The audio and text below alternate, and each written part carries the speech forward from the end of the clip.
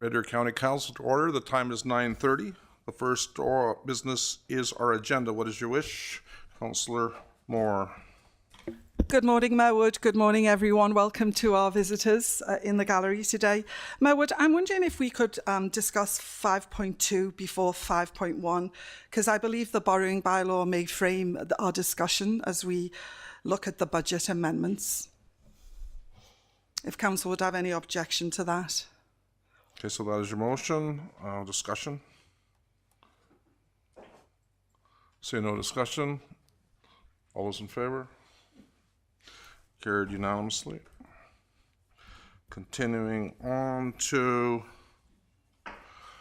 the minutes of our last meeting. That'll be April 1st. What is your wish? Councillor Holzman. Good morning, everyone. I would like to move the meeting minutes from April 1st as presented. I did not see any errors. Any discussion on the minutes? Seeing none, all those in favor? It's carried unanimously. Okay, so we'll continue down to item number 5.2.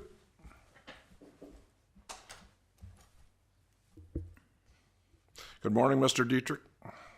Good morning, Mayor and Council. Through the CAO, Manager Graves and Financial Analyst Price are online. Should there be any questions? So we're here today to consider a borrowing bylaw amendment to establish a revolving line of credit. So last year, we did increase our borrowing principal from 45 million to 55 million for a one-year term, and the bylaw is set to expire in May. Now, we're asking council for an additional 3 years for this borrowing bylaw. It's to coincide with the financial plan showing that we're going to be proposing to increase revenues by 5% and our expenses estimating by 2% over the next 3 years. And at the end of that 3 years, we'll be, I call it, out of the woods. We've also circulated our cash flow projection for the next 3 years. Where we top out at around $45 million. So we're well within that $55 million ask. So we're asking at this point to grant 3 readings to the bylaw, and you'll notice there's a different numbering. We're going to, the bylaw is 1005/2025A, a bylaw to amend our borrowing bylaw 24.6. And the alternative is to defeat the bylaw and leaving it to expire on May 12th.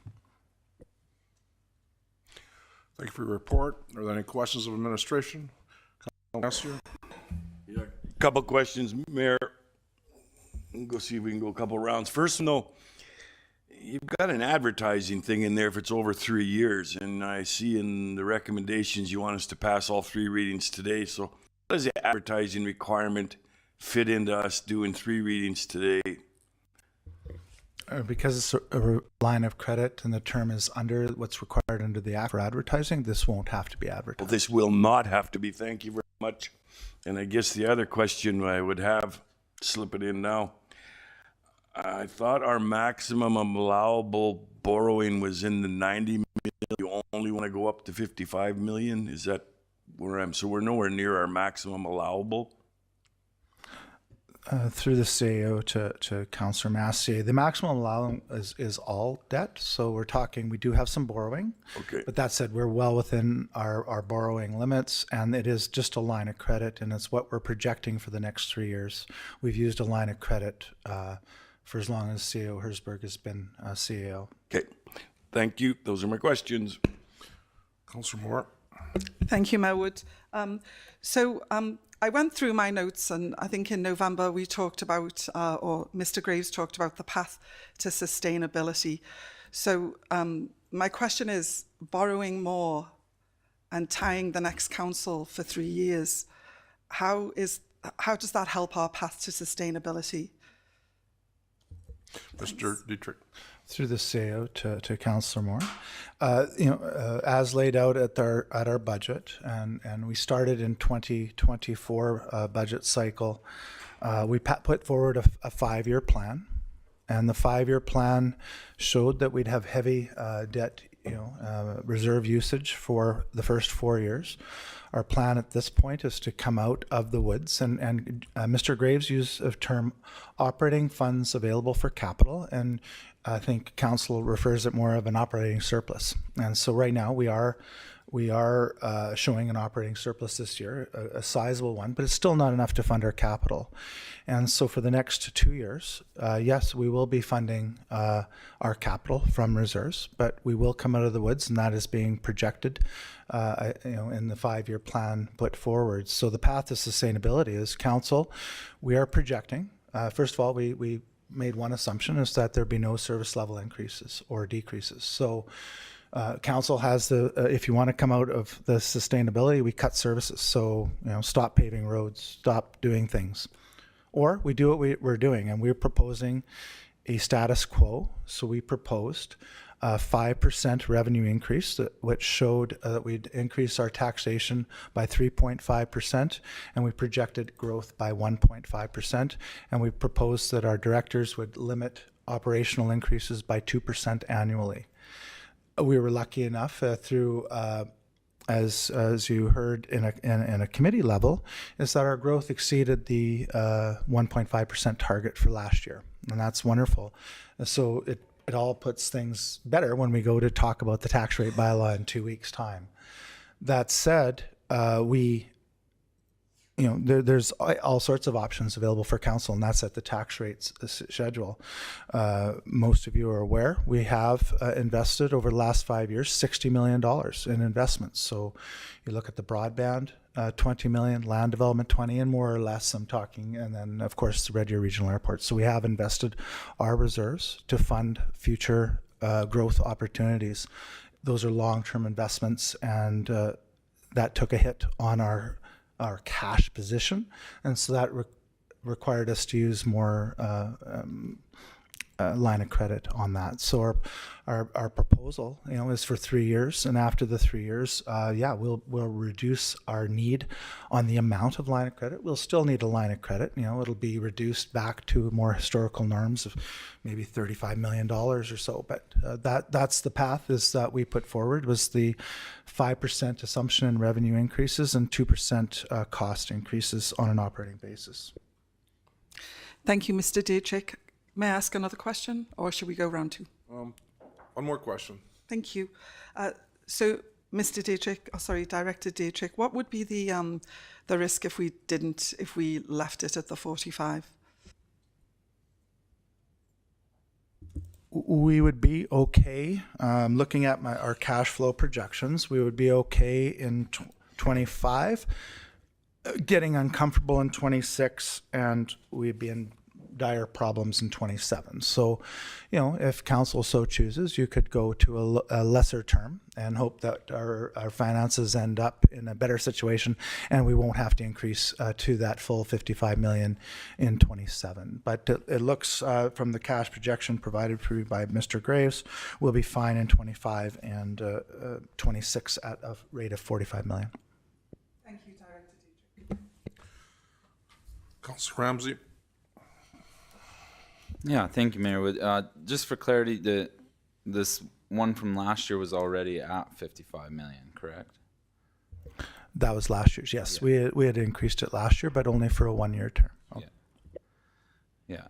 And my kind of second question was, what about reducing the length of term of the bylaw by a year at least? And I think you kind of previously answered that would be doable. So that's all I had for questions. Councillor Kennett. Yeah, my questions had been asked already, and it was on the same lines. Why 3 years all of a sudden when we were doing 1 year? Thank you. Councillor DePalm.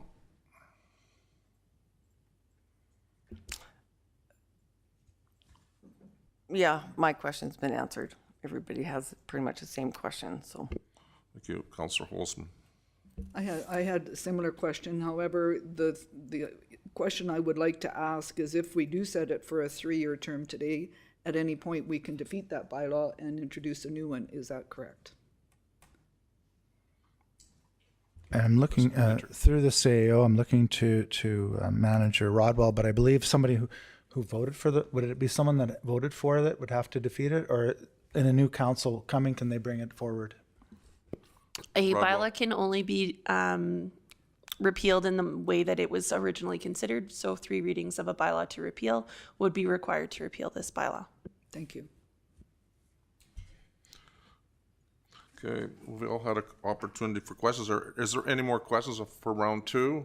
Councillor Massey, you would be next in line. No, I'm ready to give you a motion if you're ready. No more questions. Is there any more questions? It's not a question, Mayor Wood. It's the report. It says available borrowing principal from 45 to 55 in the report.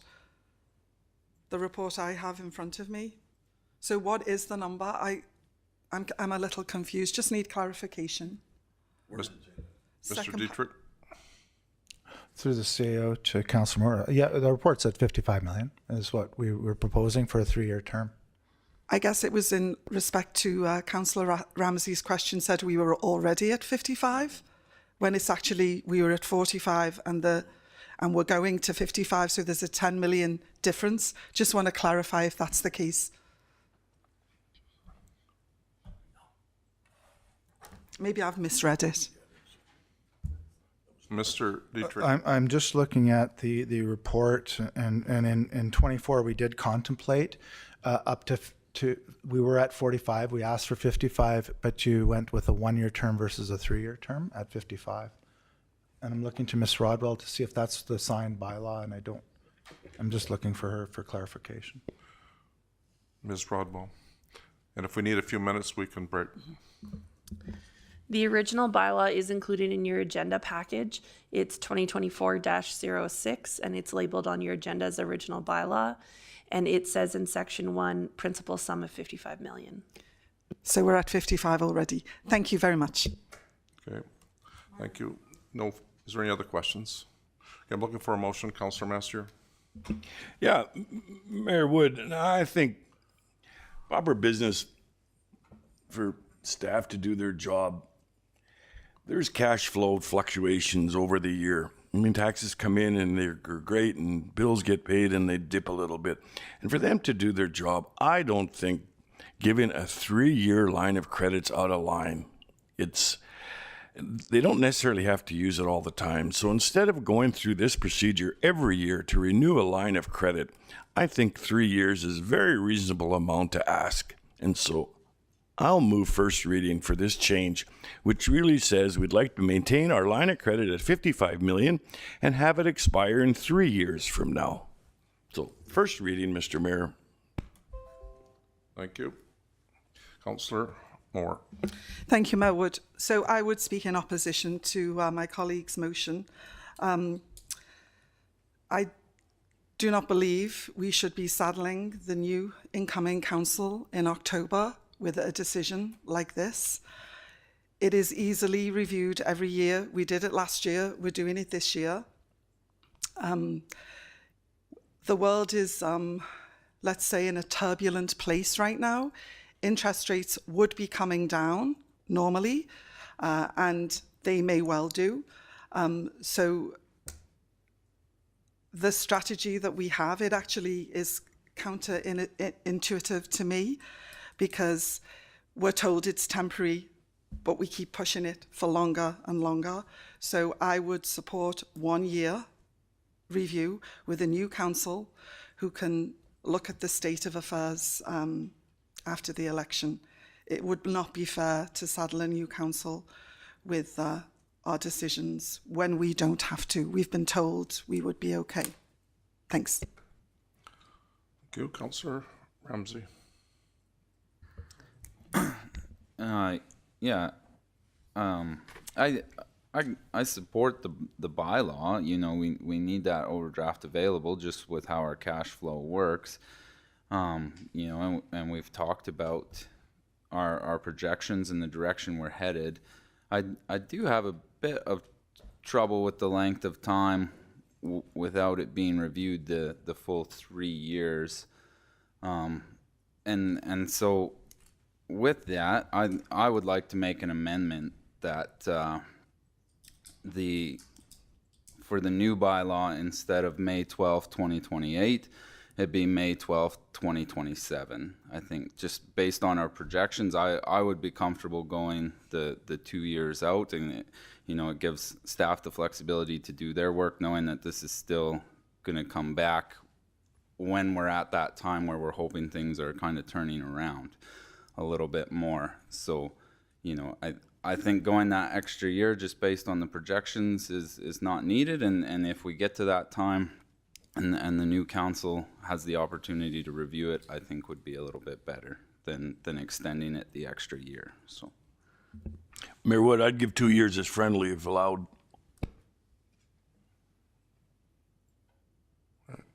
Just look at it as a friendly amendment.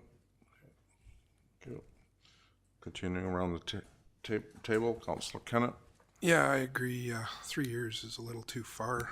I agree with the amendment. I think it's more prudent. If Councillor Ramsey hadn't have made that amendment, I certainly was going to as well, because 3 years is too much. We need to be prudent and still need to do business. And that's kind of what this line of credit is all about, is keeping the business going while the ebb and flow of when taxes come in. And of course, with that, it doesn't mean that they're going to use the whole line of credit at any one time. It's just potentially if something unusual comes up, it would come to that and it would be available. So I support the amendment. Thank you. Councillor DePalm. Thanks for all that. I guess, right at this point in time, I can't support even the 2 years. I would rather see it as 1. With the election coming up in the fall, I don't honestly, they may want to change direction or do something different, the new council. So locking us in for 2 years, I right now I have a problem with. And we did it last time for 1 year to look where we are. So I won't support the 2 years because I'd rather see it only at 1 and it be reviewed in a year. With the new council, then it can be reviewed and see where it's going from there. But I can't support the 2 years because I'd rather see it at 1. Thank you. Councillor Holzman. Thank you for that. I would have also put through the amendment to be 1 more extra year, so I totally support the friendly amendment put forward by Mr. Ramsey. Quite frankly, it is just an overdraft limit. But I do agree that a 3-year term is a lengthy term. However, I take a different look at it. With the new council, they might not be aware of everything. We could all be new people here, so I think we're just sort of giving them the torch to go forward. And as Ms. Rodwell has stated, it is very simple to repeal a bylaw with the 3 readings as well. So I totally support the second, the 2-year term. Thank you. I haven't spoke yet. Councillor Messier will be able to close. I would have supported the 3 years as presented by administration. Remembering, Council, that we're setting a 3-year budget projection out right now. The next council isn't required to stay with that budget. The next council can change the budget as they see fit. What we're doing right now is following a recommendation from administration that if we should follow that budget recommendation, that would be what would be required to, in fact, see that Red Deer County has the funds available to, in fact, make that budget work. It'll be up to the next council to, the way I see this motion presented, it'll be the next council to make a determination. You know what, if the wish of council is to have 2 years, that's better than 1. I think that we do need to plan further ahead. And I will take their recommendation as a good one. And thank you very much for giving those budgets. I know what it's like to run a business. You have to take a look at, those bills have to be paid when they come due, and taxes only come in 1 time of the year normally. But I do see that we're on the right track, and thank you for those answers regarding our financial stability, because we are on a path to success, and it's good to hear that. Councillor Messier, you may close. Yeah, thanks, Mr. Mayor, and I will quickly close on this one. It's interesting. We get advice from our staff with how to finance our bills and revenue. And if they want to go long-term debt, we say, geez, I don't want to tie our hands for long-term debt, 5 and 10 year notes. So then they say, well, let's do a line of credit. So we got short-term. Oh, I don't want to tie up next council's decisions short-term. Maybe they want to do something different. It's this council, it's this time, it's this staff, it's their recommendations. At least 2 years gives them some chance to do their business. And so, yeah, I'm sad it's not to 3 years as recommended, but I thought 2 years was a good compromise and get something done today. So please support the motion as it is, and let's get all 3 readings even through today. Thank you, Mr. Mayor. Motion on the floor, first reading by Councillor Messier, and understanding, can I have just to be clear, because we did have some changes, Ms. Rodwell, can you read the motion out, please? Moved by Councillor Massier to grant first reading to bylaw number 1005/2025-A, a bylaw to amend borrowing bylaw number 2024/06 with the following amendment.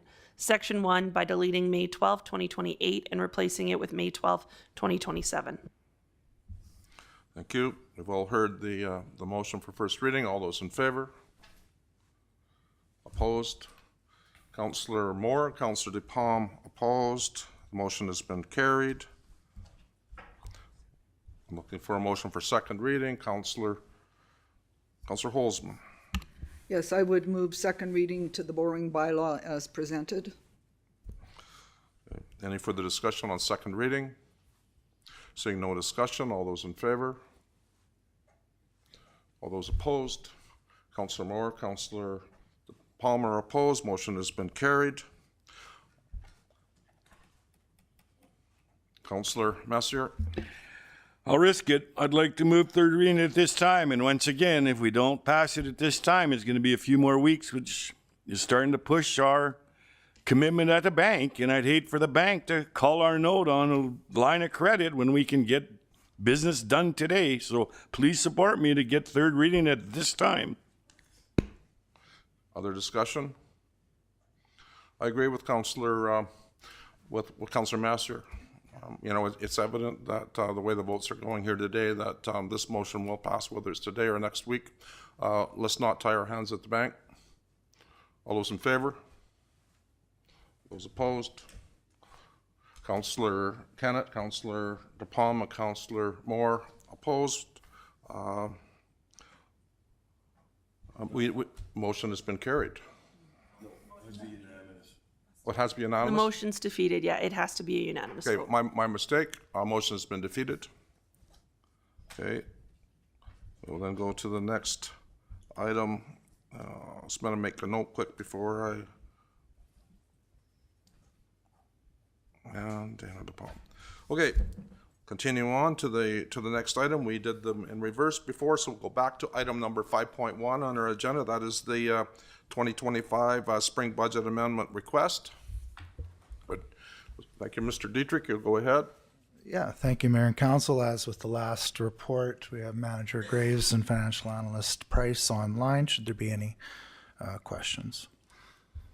So today we're going to talk the approval of this 2025 spring budget amendment request.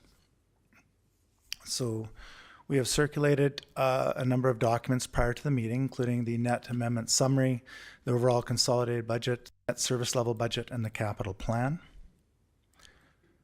So 2 weeks ago, we heard it was a great news story. We had a year-end variance report that we came in well under budget and met our targets. Today, we're just giving a little bit back, and we're trying to just square away things. So when you approved the budget in November of 24, you approved estimated carry forwards. And I know sometimes the carry forwards throw everybody off. What we're trying to do is get them to actuals, what we actually carry forward. And so that's when you see numbers here today, that's the actual amounts. Same thing with reserves. We were estimating reserves and it trues up the actuals. So I just wanted you to know, really today we're talking about, I think there's like 8 different expenditure items that are new requests. Next. So we have included the deferred revenues. the few additional items that have come up. And we wanted to talk about and recognize accretion expenses of our asset retirement obligations. So those are truing up the initial estimates for our asset retirements, of which the biggest one for liability is the Mint Law Bridge. And we're trying to bring that cost up to more of a today's cost based on the life expectancy of the asset. So you'll see the carry forward adjustments. I'm not going to belabor them too much. We did have one missed carry forward. We want to be very open with council. We missed a ditch and water flow of 85,000. So in total, we are increasing our transfer for carry forwards. That's more money that, so we had estimated X, and we're saying that we, at the year end, we're looking at 547,000 more. The operating amendment, new items. So these are operating costs. We have 4 things, 5. Well, one's really a negative, so that's a good thing. We have the accretion expense. That's $291,000. That's really requires your auditor that will come next week to present to committee, and then in 2 weeks' time, the audited financials, and they will be addressing the asset retirement obligations. So this is something that we have to do, and so that's $291,000. We do want to recognize there is an extra cost ask, and we had, I think yesterday, Manager Rodwell circulated the letter from the Red Deer Regional Airport. It was in the original operating charter, they were asked, but we had approved them at 1.62 million. They're asking to increase it to 1.75 million, which is a 7.5% overall increase. It was a 9% increase on the operating and less on the capital. And as we had discussed at committee level, this is one where we had went to the airport and asked them if there's any way they could tighten the belt, go to 2%, just like what Red Deer County teams were asked to do, and they were unable to do so, but they're asking for the full amount. So we're not providing an opinion one way or the other of the 121.5. It's up to council to decide. We are asking for an open text upgrade. That's our file management software. We haven't had an increase since 2016, and it's required for continued support. We discovered, it is needed. The forensic audit that was requested by council, showed there's some limitations to our file management system, and we're asking for that money so that we can make improvements to our system.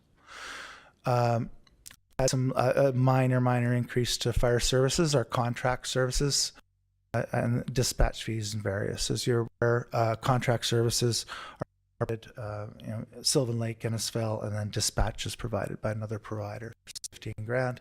But on a good news, interest rates were a little less than we projected, and so our paving program debt interest was a savings of 27.5 or 27.3. In terms of capital, next, we had, again, our server upgrade, we put it out to tender, and unfortunately the costs came way higher than we were hoping. Part of it is just, the cost of the actual servers. The other one is the tariff uncertainty, and so people have put in a lot of increased cost in the bid, so we're asking for 150,000. If you ask me if we could manage it, maybe, but we also could crash the system. We're vulnerable to multiple attacks, many attacks per day on our server from cyber-based attacks. We do have some good news, a net reduction in our Big Bend Airport runway budget. We do have a new ask, that is a C&E trail realignment. That's for right-of-way acquisition. So we have new owners of lands along the C&E trail, and they are willing to sell land for the right-of-way.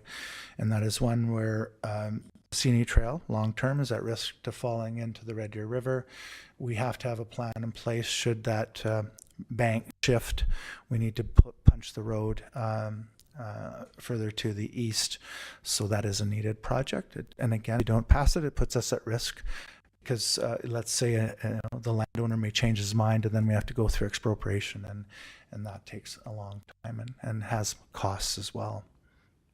Lastly, we do have county center building improvements. We had a heat pump failure, and we do have some HVAC improvements that have to be attended to. So a total increase to required funding of $422,000. So you look at the net service level budget. So Tarina Price, financial analyst Price, has put forward all the financial transactions, and I don't want to bore you with all those. That said, she would love to put you through every one of those documents. That said, on the terms of our net service level, we will need, different from what we projected at budget, another $1 million from general reserves.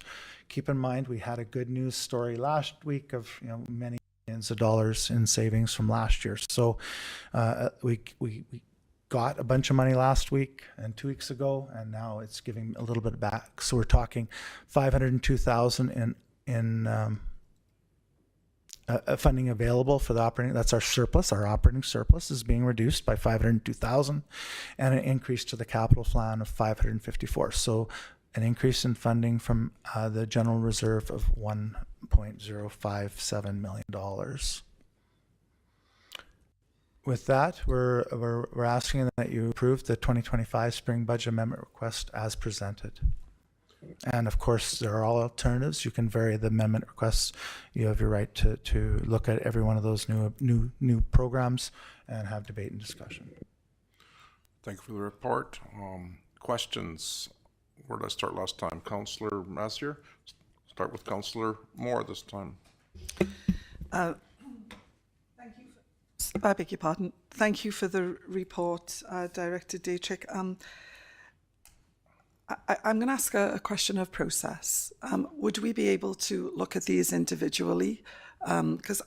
Because we got that information last night with the project charters, I've had a bit of difficulty pulling everything up with the financial statements. So could we go through, would council be interested in going through them individually or en masse? We're at the point of questions. If you have a question of one of them, ask your question of them, and we'll each go around. So the project charter for the broadband indicated 407K, I believe. I'm using that from memory from last night. But it doesn't reflect that on the financial statement. There's more. They don't agree. From what I can see, maybe I'm missing something. Mr.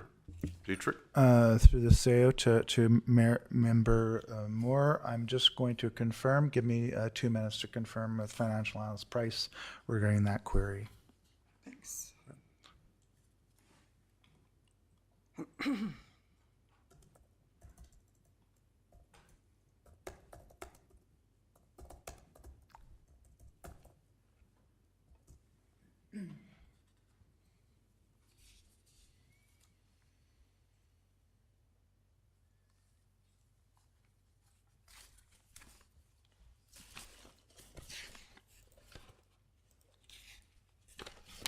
And she has, she's in the process, her and Mr. Graves are in the process of responding to me. So just another minute, Mayor Wood. So how about we do this? We know the questions, answer is going to be coming. Yeah.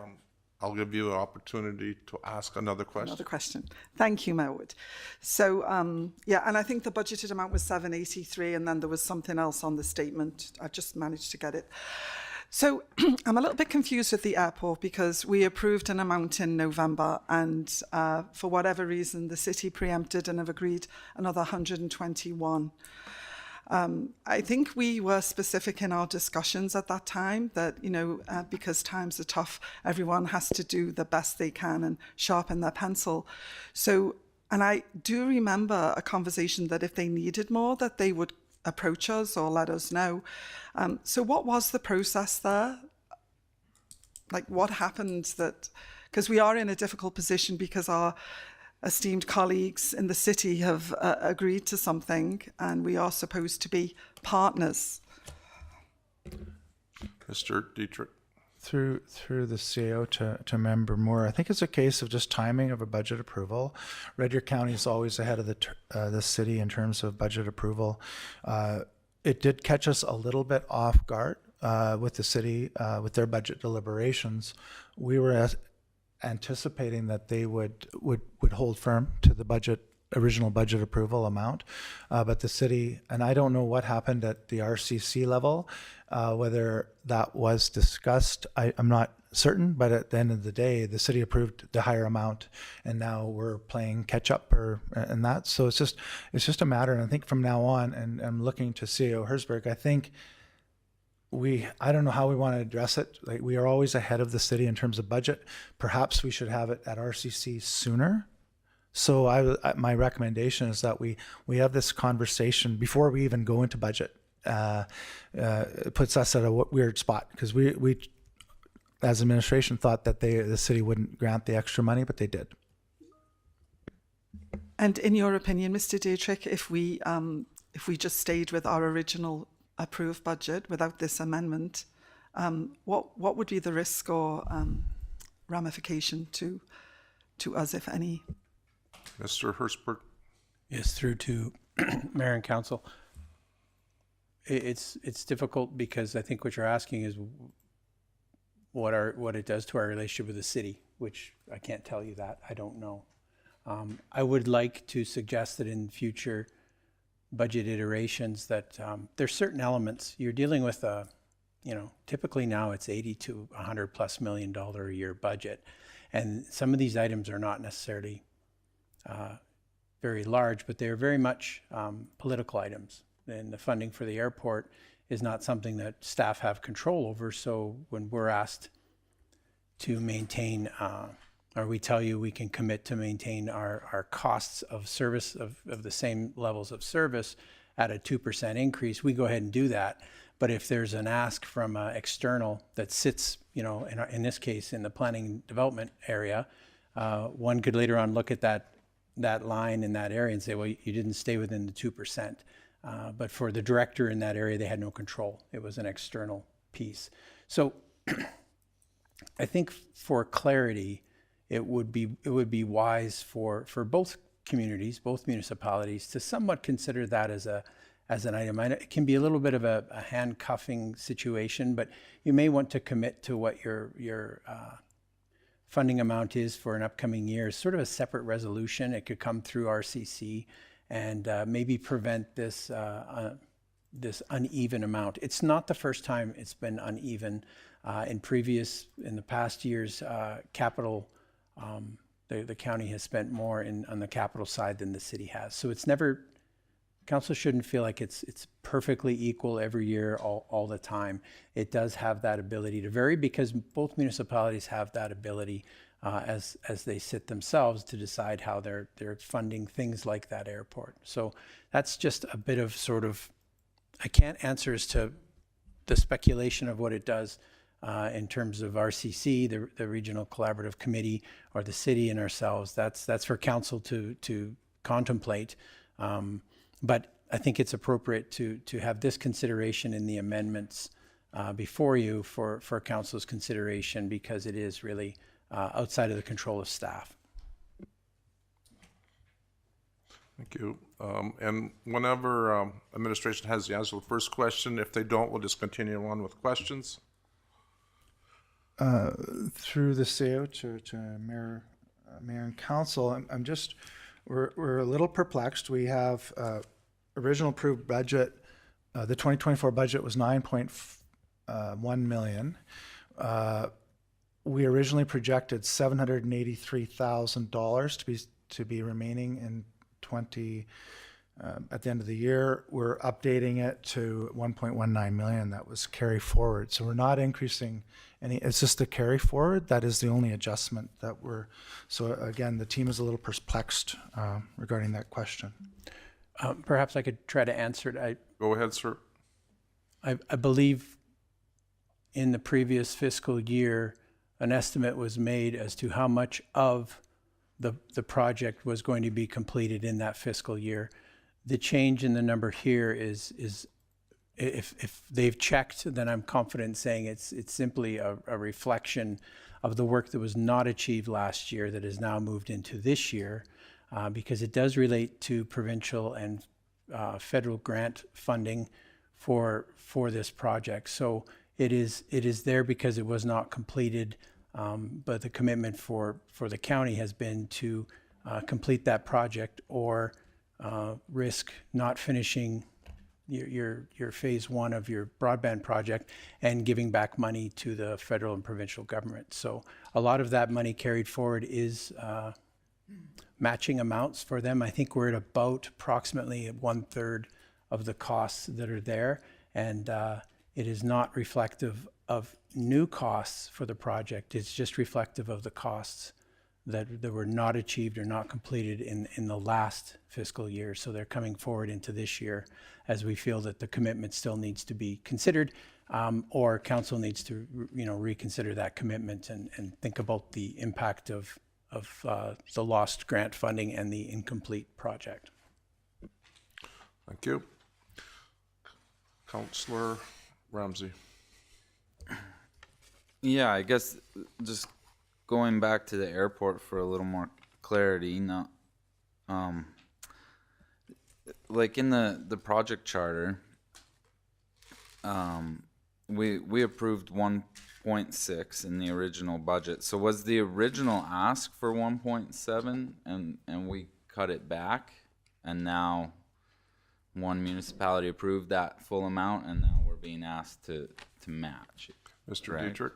Through the CAO to Member Ramsey and Council. Yes, the ask was for more. We did expect a discussion at some point with either RCC or the city. We were holding true. Again, we had met prior to the budget approval. Director Miller and I went to a finance meeting, and we said, listen, we're in a tough spot. We're asking our teams to come in at 2%. Is there any way that you can reduce your ask to 2%? At least we can give you something that we can recommend forward. We did not put that as an administrative recommendation to give them the extra amount. Today, there's no opinion being recommended. We're putting it out there for council debates. There's no opinion or advice being offered there. Okay, yeah, I just wanted some clarity on that part of it, because the letter they sent in, their operating and capital asks added up to the 1.6, not the 1.7. So it's just kind of super confusing, but appreciate getting some clarity on that. Councillor Kennett. Yeah, I want to speak about an airport, but a different airport, the Big Bend. In the amended budget here, there's a savings of $8,000, and then we're going to be looking at like a $350,000 potential amendment later on today here. Am I understanding, or is that request for later on today included in that 8,000 amendment right now? Mr. Dietrich. Through the CAO to Member Kennett and Council. Yeah, the amendment is based on what was approved in the budget. So you're going to be asked today to maximize grant funding, and in terms of, and Director Miller will report, but that is to allow a maximum change of the budget. So the actual costs is a net 8,000 better. So you're within your right to, and we'll have that debate later, but we're just asking for the overall budget to be changed to the good by 8,000. Oh, sorry, Director Miller's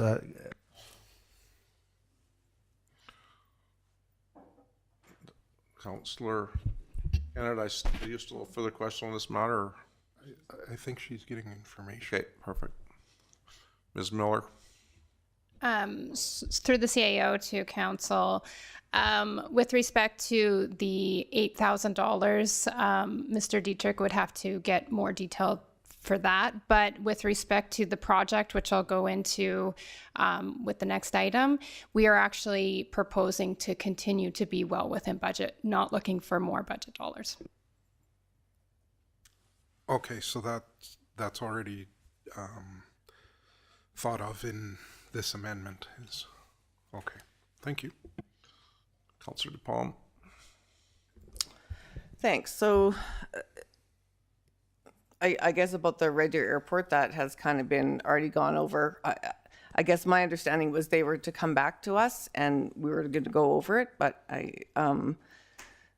so I'm just still, I guess the process needs to be tightened up for next time, exactly what. Question? Well, and then the other one that I had was, I do have a question about that, the broadband, the extra 407,000.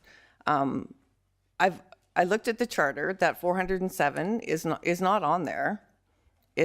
On the charter, it has got the 783 and the UBF funding and then 200 and some from reserve, but that 407 is nowhere. And I also went back and looked at our, I think it was the capital plan from last fall, and the only number I see there is the 783, and that number was being carried forward to do work in 2025, and that was all UBF funding. So I'm really not understanding where the 407, I guess, is coming from, and because it's not on that charter. From what I have read, I've looked at it, and then the other is the one boat that I asked about previously, and and I could be remembering it wrong, but I did think that we took out the boat for this capital plan in discussion, but maybe I'm wrong. I could be remembering wrong. And then I had, I guess, similar questions about the Big Bend Airport. I wasn't sure if it was extra money, or I figured it was within budget, or and that. So, and then the other question I had was the Leva Ave and Laura Ave roundabout upgrade. So the 846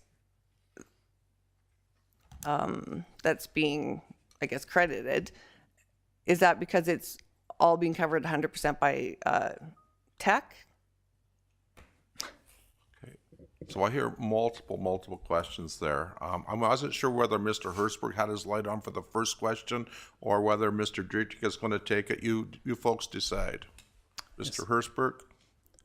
Yes, if you look at the capital worksheets that were handed out, it wouldn't make sense that that number was there, because that wouldn't be a carry forward if it was there. It's a carry forward because the amount of work that was anticipated to be completed last year didn't take place. So those worksheets we sent out were from this fall as a reflection of the capital work, and it was estimated at that time that we get to a certain percentage of completion. So it wouldn't be a carry forward if it was on there. It would have been as intended in the budget. But because not all of the work was completed in 2025, this is why we're doing spring budget amendments, is to more accurately reflect what was intended or anticipated to get built versus what actually was. So every single carry forward would have that same answer. They wouldn't be in your worksheets in the fall because we were not anticipating, unless for some strange reason we anticipated a carry forward because we knew the work wasn't going to get done. But in that case, it was just, it wouldn't be in your documents in the fall because it wasn't anticipated. That's why it's here, is the work that wasn't done in 2025 needs to be completed if we're going to continue with the commitment with the grant for the broadband fund. It's important for council to recognize it's not additional funds. It's not an ask for more money. It's not additional expenses. It's completing the work that was involved and contemplated by council already. It's just changing which year that it's being done in. So any of those numbers, it honestly, we could have never had those numbers in those documents because we weren't anticipating the carry forward. That's why it's in front of you today. And then the other items, I think Big Bend, I don't know why I can't say that. Big Bend is, as we stated, not designed to change the budget significantly. There's a small amount there, and there's some consideration for council coming up to try to maximize utilization of those funds, but that will not have a budgetary impact on it. Yeah, the airport's the airport. I don't know what to tell you Yeah. about that. I think it is what it is at this point. It's a contemplation for council to consider whether they're matching the city's funding for that or doing something different. And with some commitments, I think that we're going to try to put a system in place between the two municipalities, if both municipalities are agreeable to that, that be looked at a slightly different timing than necessarily all of the budget, because we won't always finish our budget on the same time. So I think this risk exists in future years as well. So, and there's another one. Did I miss another one? Mr. Dietrich? The Leva Avenue roundabout expansion is you're correct, Councillor DePalm. That is an in and an out, and I'll let Director Brand talk about the boat. Mr. Brown? Yeah, through this, excuse me, through the CEO to Mayor and Council. So you would be correct, Council. In 2023, there was direction to remove the boat from the budget. In 2024, administration was provided with the direction to deliver a no net service level change in the 2024 budget. A current service level that the county does is to have boats to provide rescue on the river and the two lakes that are entirely located within the boundaries of Red Deer County. So in order to not change a service level, that would necessitate a boat replacement, which was included in the capital budget last year and was approved. The current funding that is shown in this update is not actually new money being asked for. It's actually reallocated money from another spot in fire where some savings were recognized. So that is the history. So kind of the history when you were saying, I remember there was a discussion to remove it. There was, and then kind of the same way that a decision would be reconsidered because the direction to administration was not to change service levels. Administration had to come forward and put that back in the next year, which then was, that boat was approved in last year's budget. And this is just a slight change based on everything that's currently going on economically, but using existing funds from elsewhere. So no actual net increase in funds related to this specific item. Okay. Yeah, and sometimes, things run together and that. So, so I get that. And in all honesty, I'm still confused about the 407. Because if it's a carry forward, why is it adding more? I guess, so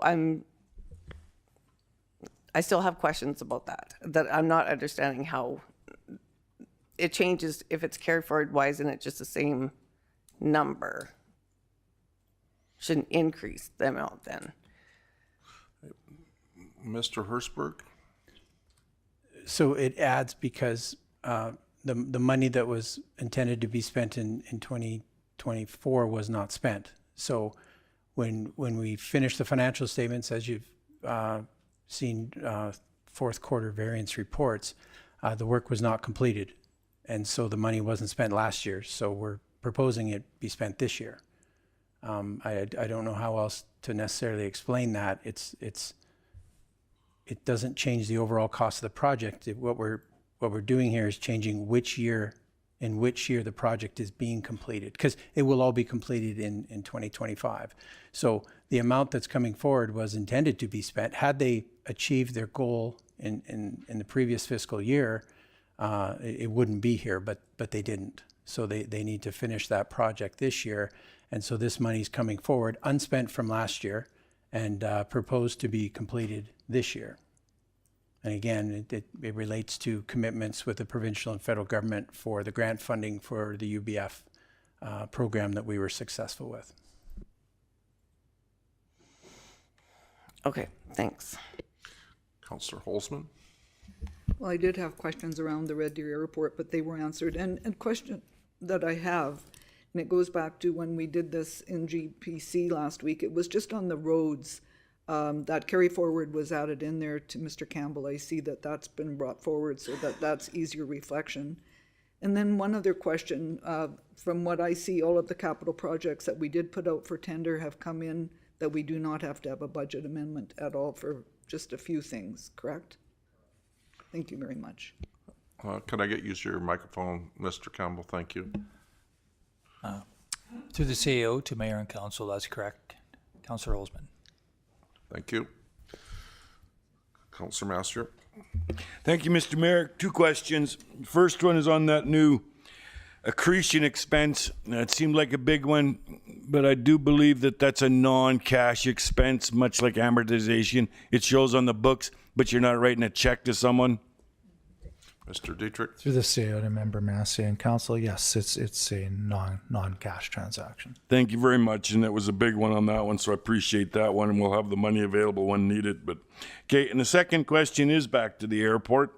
We budget capital and operating 3 and 5 years out.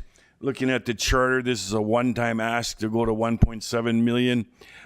Is that still true when we go 3 years out, or have they increased their ask now for the next 3 years up to that 1.7, or do they dip back to the 1.6, or maybe they don't know what their ask is? So that's my question. How are we handling this in our 3-year budget or 5-year budget cycle? Ms. Miller? Through the CAO to mayor and council. Yes, that's correct. They do a annual ask. However, we budget 3 years. So last year when they did their ask, we did ask for a 3-year request. So that's where the 1.6 million came from. And then this last year, they increased their ask. The city does an annual budget, so that's where it's a little bit different. I can't confirm whether or not they'll stick to the 3-year ask from the year before last, or whether or not they're going to ask for more again. Thank you, Mr. Mayor. Okay, any further questions? Councillor Moore, go ahead. Thank you, Mayor Wood. Don't want to beat the drum too hard, but just a quick question on the broadband. That 1.1, is that all UBF funding? Because from the project charter, it looked like there was something coming from reserves. Mr. Hertzberg? No, it is in change from the original application. It's approximately 2/3 and 1/3. So 1/3 reserves. Yep. That's what it said on the charter. Just want confirmation. Mr. Hertzberg? Confirmation that is what was when council accepted the money from the other levels of government, the program expense amounts have not changed from the original contract. Thank you. And the boat, if we did not approve the capital funding for the boat, do we have a boat that is usable on the lake? Mr. Hertzberg? I would say that when it was originally removed as an item, it was considered a one-time thing. I respect that admin put it back in when we're told to maintain these levels of service. If this boat has been approved, it was approved at 150,000, and I respect that staff is looking at it and realizing it might be a little bit more with everything that's changed for the boat. If council does not wish to fund this boat, we need to simply reduce our service level and quit using boats on the lakes and the river, which is a council decision, 100%. But I think to just simply poke at the boat, as it were, and not talk about your service level is not a fair way to deal with this. You do not have adequate capacity to do water-based rescues and water-based activities and protective services if we're not maintaining the infrastructure for that. Kicking it down the road, we will eventually still, if you do that, you eventually still need to have a conversation about your service level. And it's completely up to council. You can stop doing those things if you wish to stop doing those things. But if we're going to be honest about this, not replacing that boat, we're not dealing with equipment that's going to adequately allow us to maintain the service level we're at. That's why the boat was there. And I believe that's, council had approved this.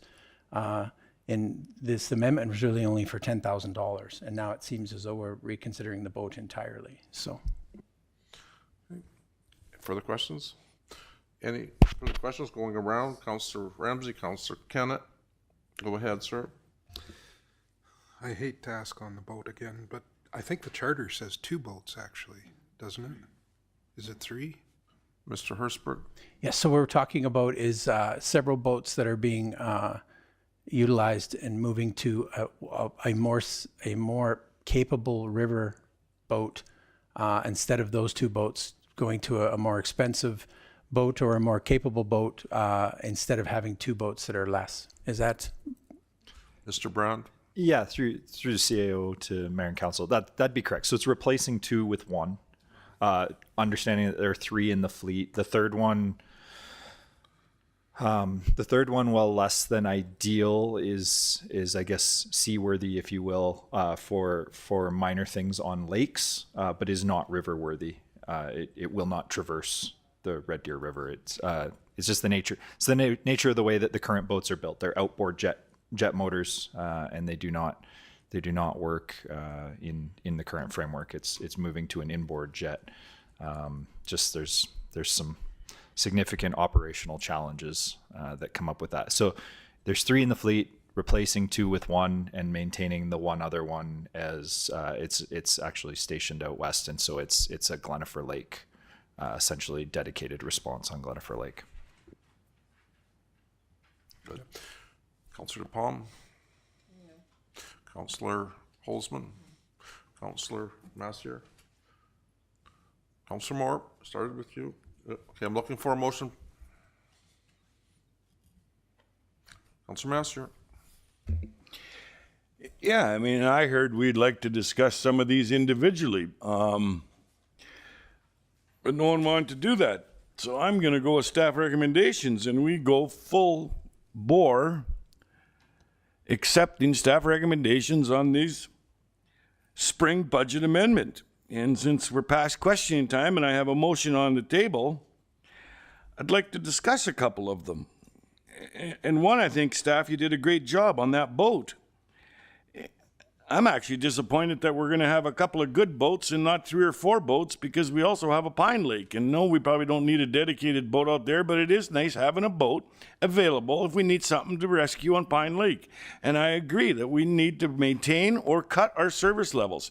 And right now, Red Deer County are leaders on search and rescue and providing excellent protective services and fire services to the ratepayers. Why would this council think that to save a nickel, we should reduce these excellent levels of service? And so good on staff to be honest and transparent and say costs are up. We need some extra money to provide this elite service. Fully supportive of it. The airport one, it's a tough one. You know, we want them to be diligent with our dollars, and it looks like they just keep spending and spending even though we ask them not to. And then I look at it the other hand. Look at the provincial and city money that was thrown at that airport. And that's to our benefit. The taxes paid out there, the jobs created out there are Red Deer County jobs, Red Deer County taxes. Do we have to contribute a little bit more to be a partner along with the province and the city to participate? I'm embarrassed to say that these other players have that kind of belief in the airport that they would support it at that level, and we come in and say, well, you know, it's a nice airport, but we're going to hold back a little bit. No, now's the time to step up and match at least what the city's doing, be thankful for what the province has done, and look forward to the great times ahead at that airport. And that's why, Mr. Mayor, I made the motion to pass this spring amendments as staff has requested. Thank you, Mr. Mayor. Thank you, sir. What I'm going to do is, well, we'll go around the table again, but it's not always fair that everyone has to follow everyone. I'm going to reverse the order this time. That'll give Councillor Moore, the opportunity to go around, but I think it's fair. Councillor Holzman, do you have any comments? I do have a few. I totally support this budget as presented, and I concur. Red Deer County, for the boat situation, I cannot see why we're debating it. If it's out at Glenifer, with the amount of people that are out there, it's like a small hamlet out there. If there's an incident on that lake, we need to be able to take care of our ratepayers. I also hesitate with the issue with the airport. However, it is in Red Deer County. So I completely agree with you, Councillor Massier. We're in it for the long haul.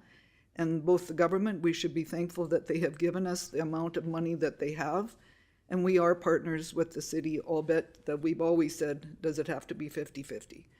So I think this is a good situation that we can at least say to administration. I heard Mr. Dietrich say clearly that they wanted to have discussion prior to budget talks with the city for the next go-around. I think that's where we're at. But overall, I'm happy with the spring budget amendment. Mr. Campbell alluded to the situations where all the capital budgets for the roads came in, a lot of them under budget. I'm more concerned about getting the roads fixed in our areas for ratepayers that are phoning me with complaints on the roads. So I'm happy with the way it presents, and I'm totally supportive. Thank you. Councillor DePalm. So I guess just a couple comments about the boat. Seriously, I thought that we had talked about it, but it was the year before, you know, so I asked.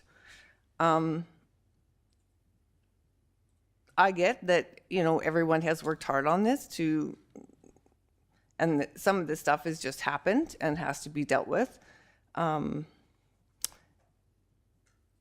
also being said, you know, I have to do what I feel is right. And so, you know, I just don't know if I can support the spring budget amendments. You know, like I said, I get it. And, you know, we have to increase and decrease, but right now that's how I'm feeling. Thank you. Councillor Kennett. Yeah, thank you. Yeah, it's funny.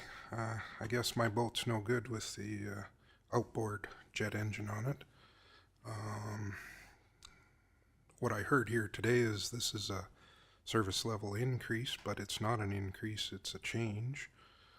That's fine. I too am a little concerned with the airport. Like we asked them to tighten their ask and wasn't done.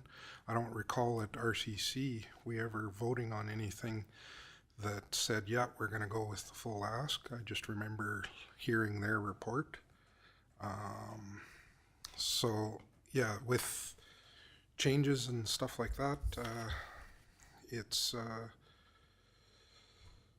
changes to that process. I think that's we need to do that. We're you know, things change because we see issues, and how we address them is important. I don't think it's appropriate to say that we just approve whatever comes through here. We're the sober second thought, as it were, for our ratepayers. That's why they put us in this position. And if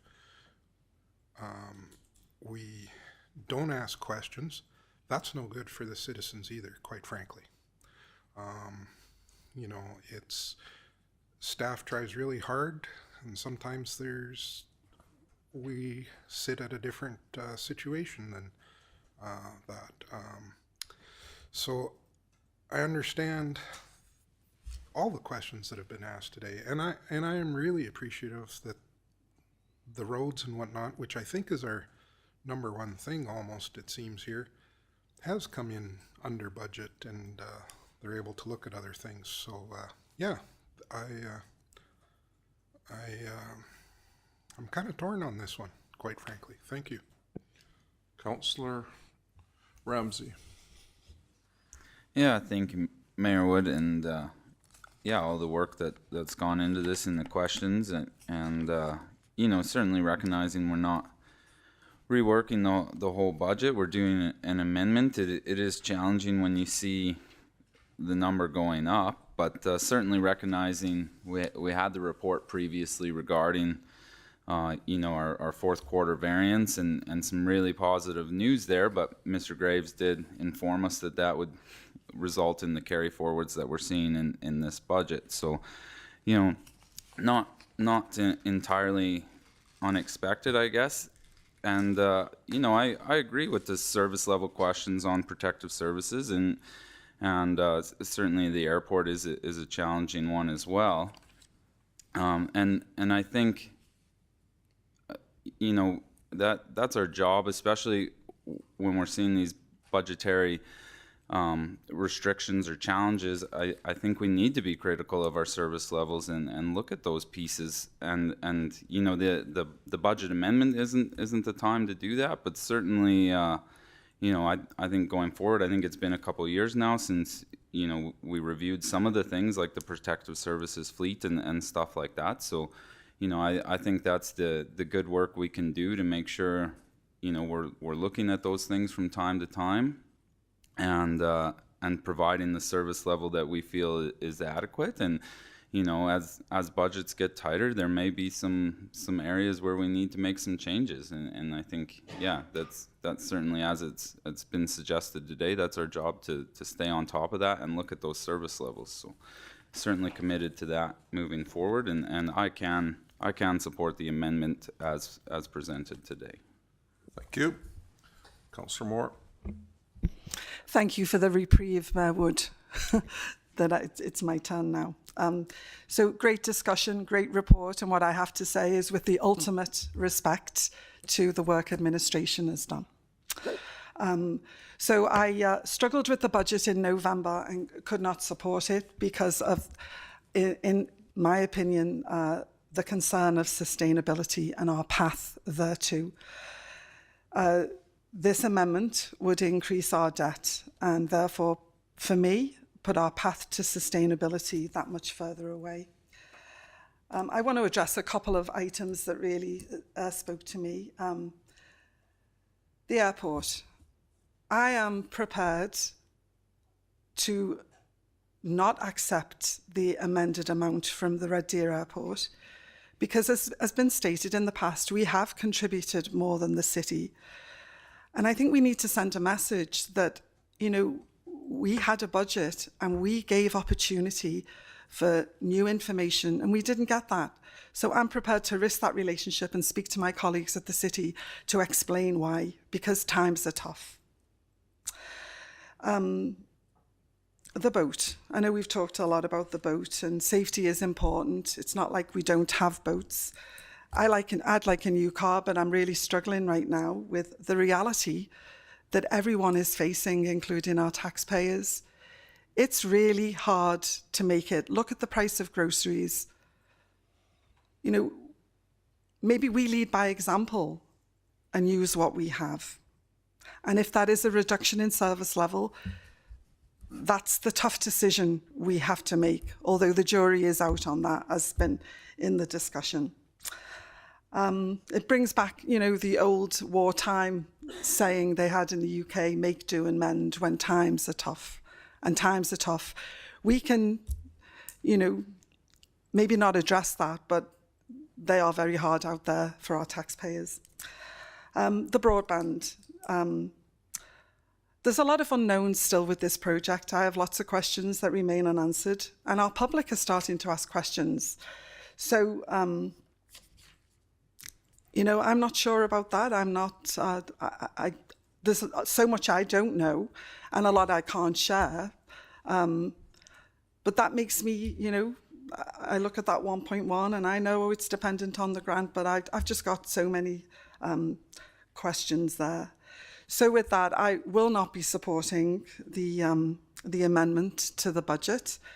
In principle, I've described a couple of things that speak to me, but I think our taxpayers expect us to tighten our belts.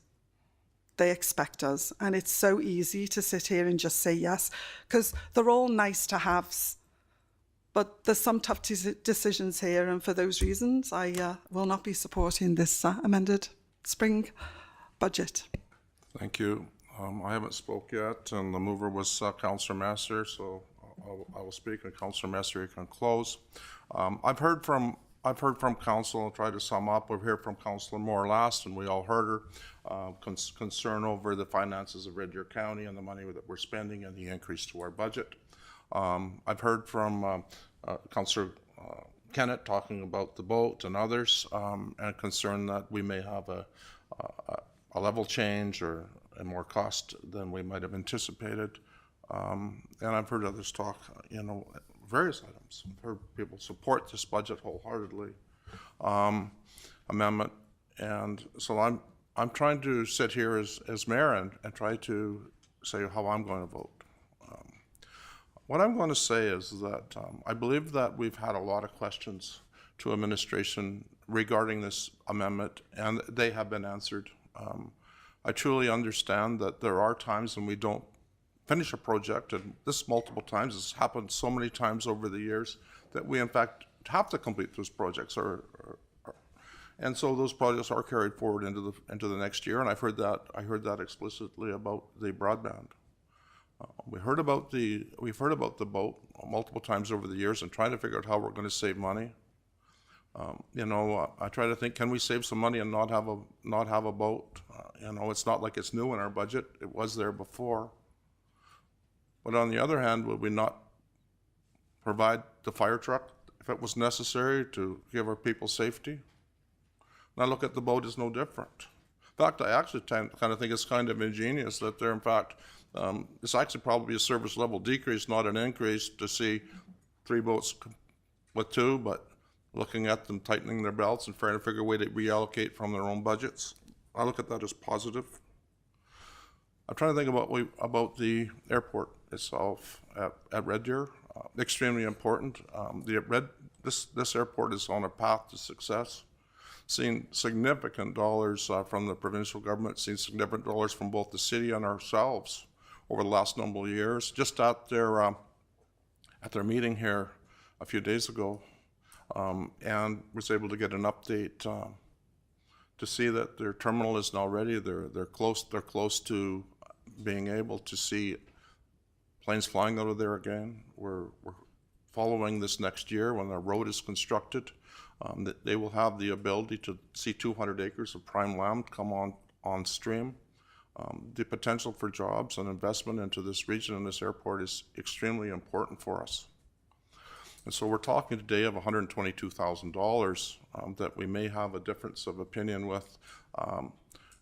Unfortunately, I believe that we did not have this significant discussion about this at RCC. The city has made a decision. We have partnered with the city on this airport year after year, except at the time when the city bailed out the Westerner and put millions and millions of dollars in, and looked at their own budget that year and said, we've done what we could for our community.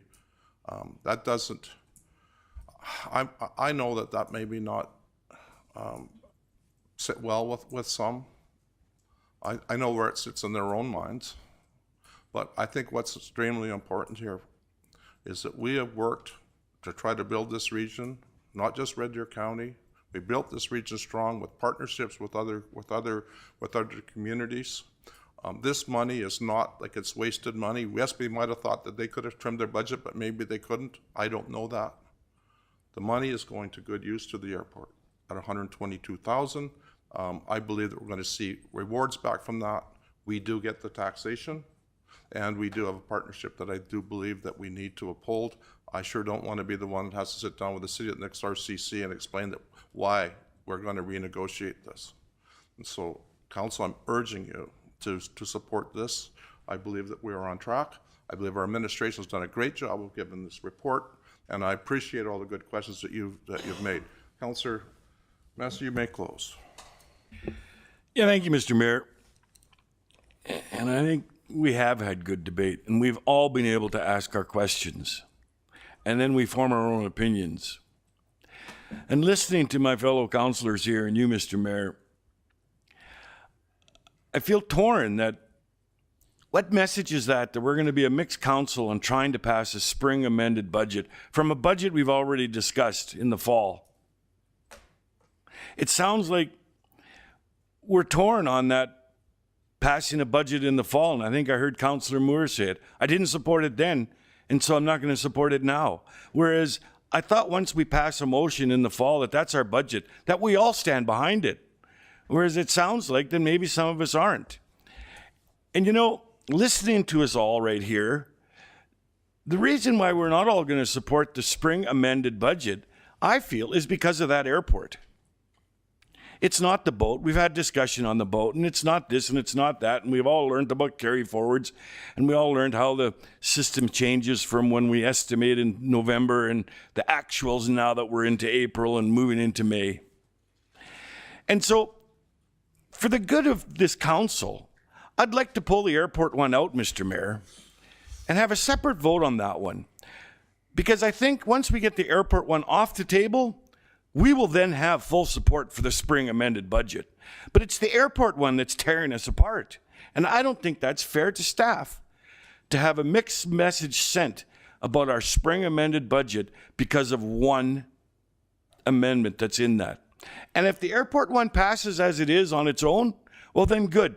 Let's stand together as a council And if the airport one does not pass, good. Then let's stand together as a council on the rest of the amended budget.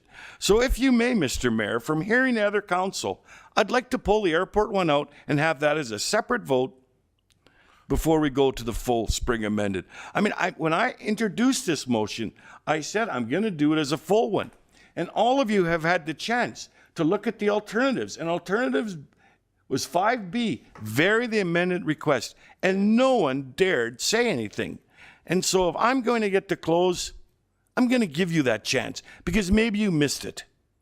But I want to give you that chance. So, Mr. Mayor, I changed my motion in that I'd like to vote the airport one separate from the complete amended budget. So just to maybe make this thing simple, I just want to ask, our legal minds over there, Ms. Rodwell, if we were to vote for it the way it was originally voted and it passed, then everyone would have that opportunity. If it was defeated, would we be able to come back and make an amendment later? How does it work? He can do it however he wants. I'll accept it, but I just want to try to make it simple. Through the CAO, when a motion is defeated, you can't introduce the same thing again. You can introduce it differently, but you can't vote on it a second time. Once something's defeated, it is essentially dead. So to try to bring it back in would be difficult.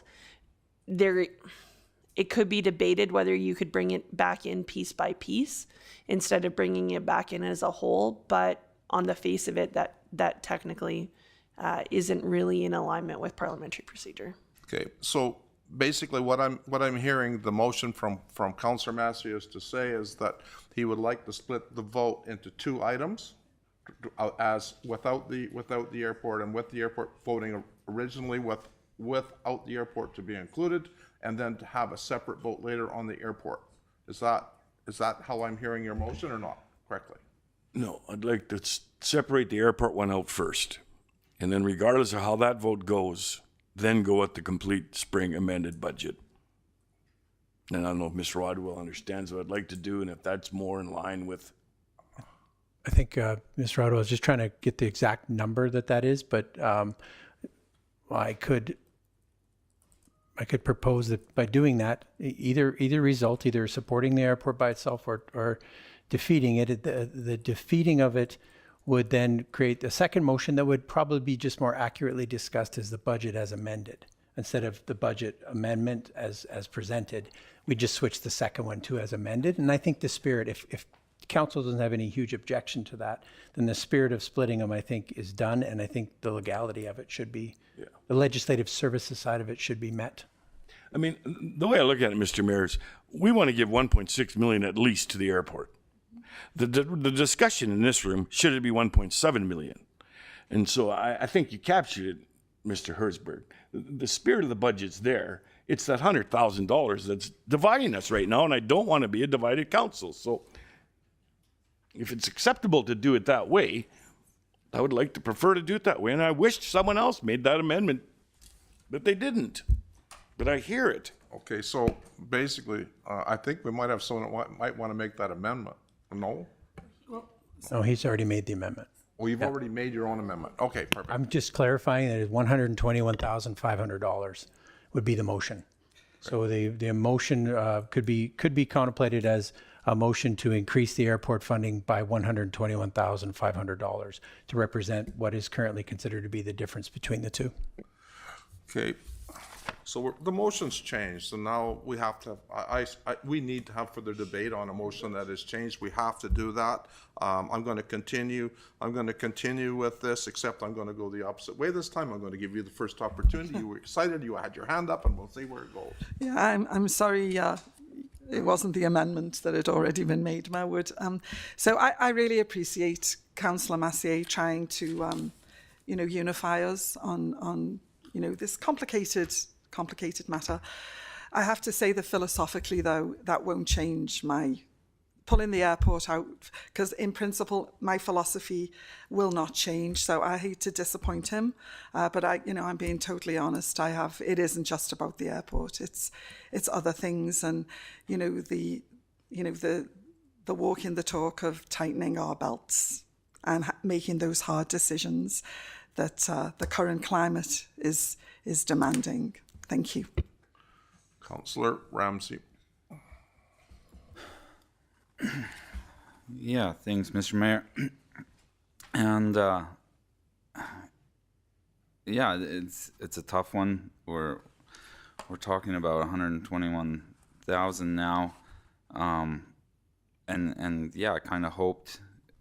I remember when the airport presented to us, it kind of sounded like they could be a little bit more flexible, and that's why we went the way we did. And now some things have changed. My concern, I guess, is with the 50,000 of that being for their capital project, and I'm just wondering if staff knows if that without that money that will put the apron upgrades in jeopardy or not. I don't know if we can get clarity on that. And if, you know what, if we need clarity, it might be a good time just to take a break. We're more over an hour into this meeting. I usually try to stop that at 1 hour's time. We've been having so much discussion, and I was hoping to finish this topic. But if this is up to council. But what is your wish? Do you want to take the break now, or do you want? Okay, we have a request. We will do that. How about we come back in 8 minutes' time? That's going to be at 10. At 10:00. What are we at? 11:07. Maybe that's more than 8. That's 11 minutes.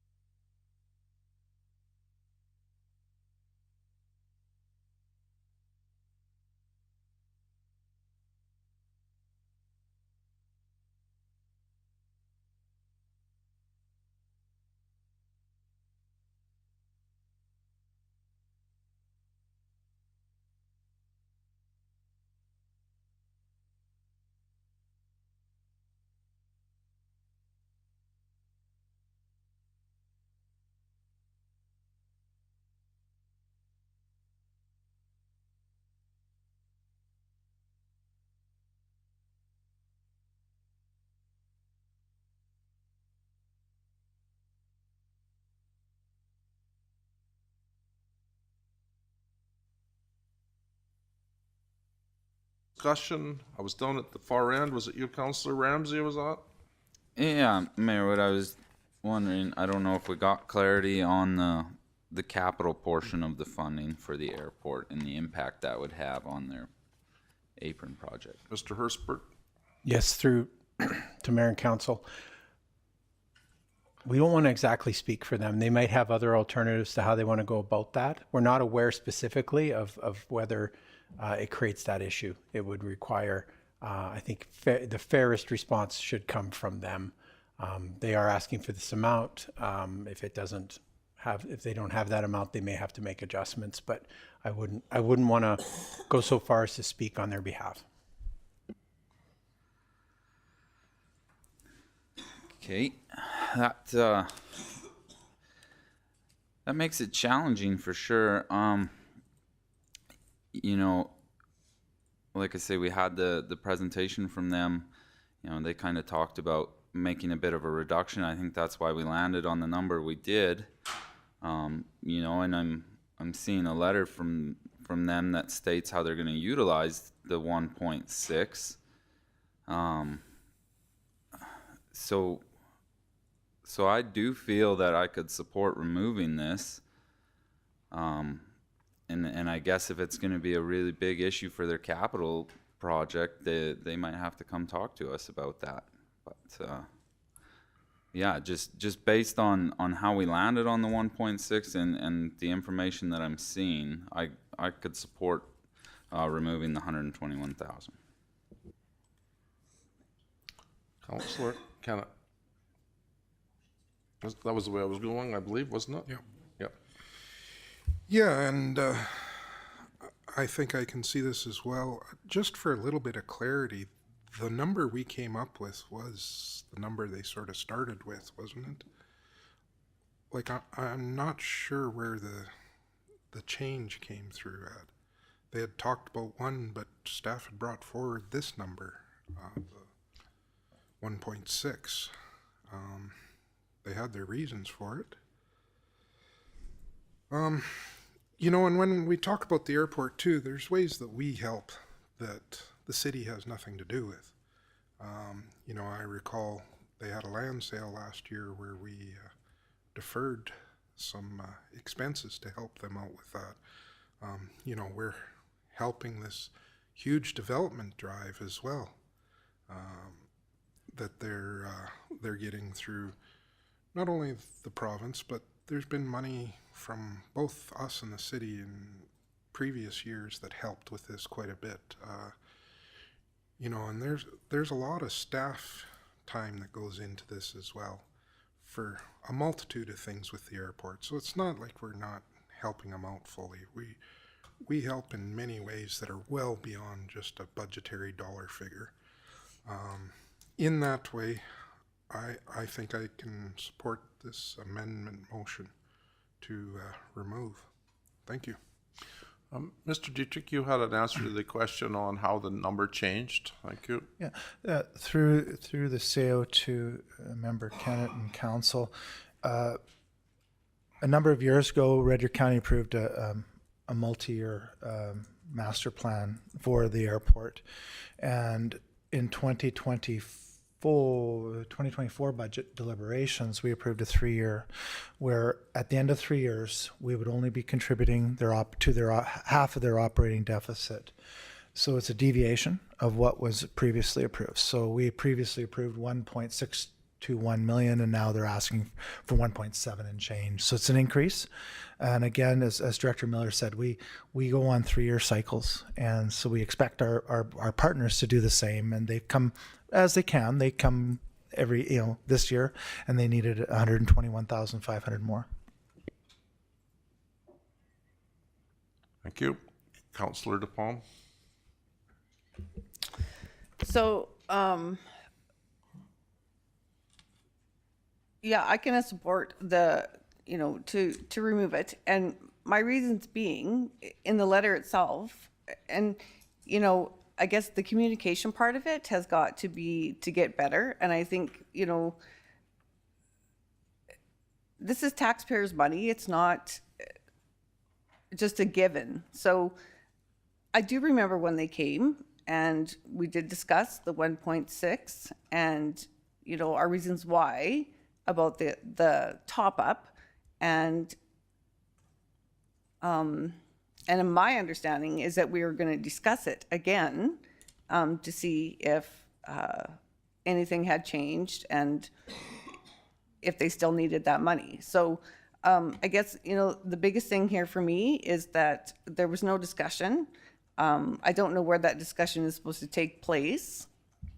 And I don't feel that it's up to administration to, you know, they did what they were supposed to do and according to this. And, but I am, you know, the communication has got to get way better going forward. So if this has to happen for better communication, then I think that is what is needed to happen at this point. And, you know, we are two separate municipalities and, you know, we have the right to make our own choice as our municipality.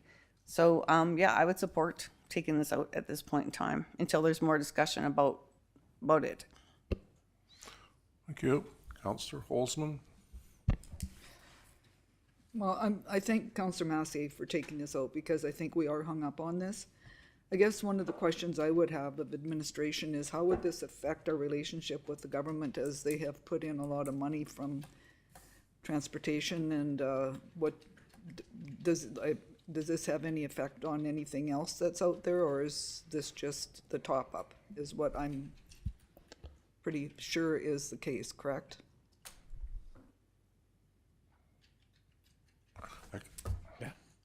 I was going to say, from an administrator's perspective, another super difficult question for us to answer. I don't want to speak on behalf of the province in that regard.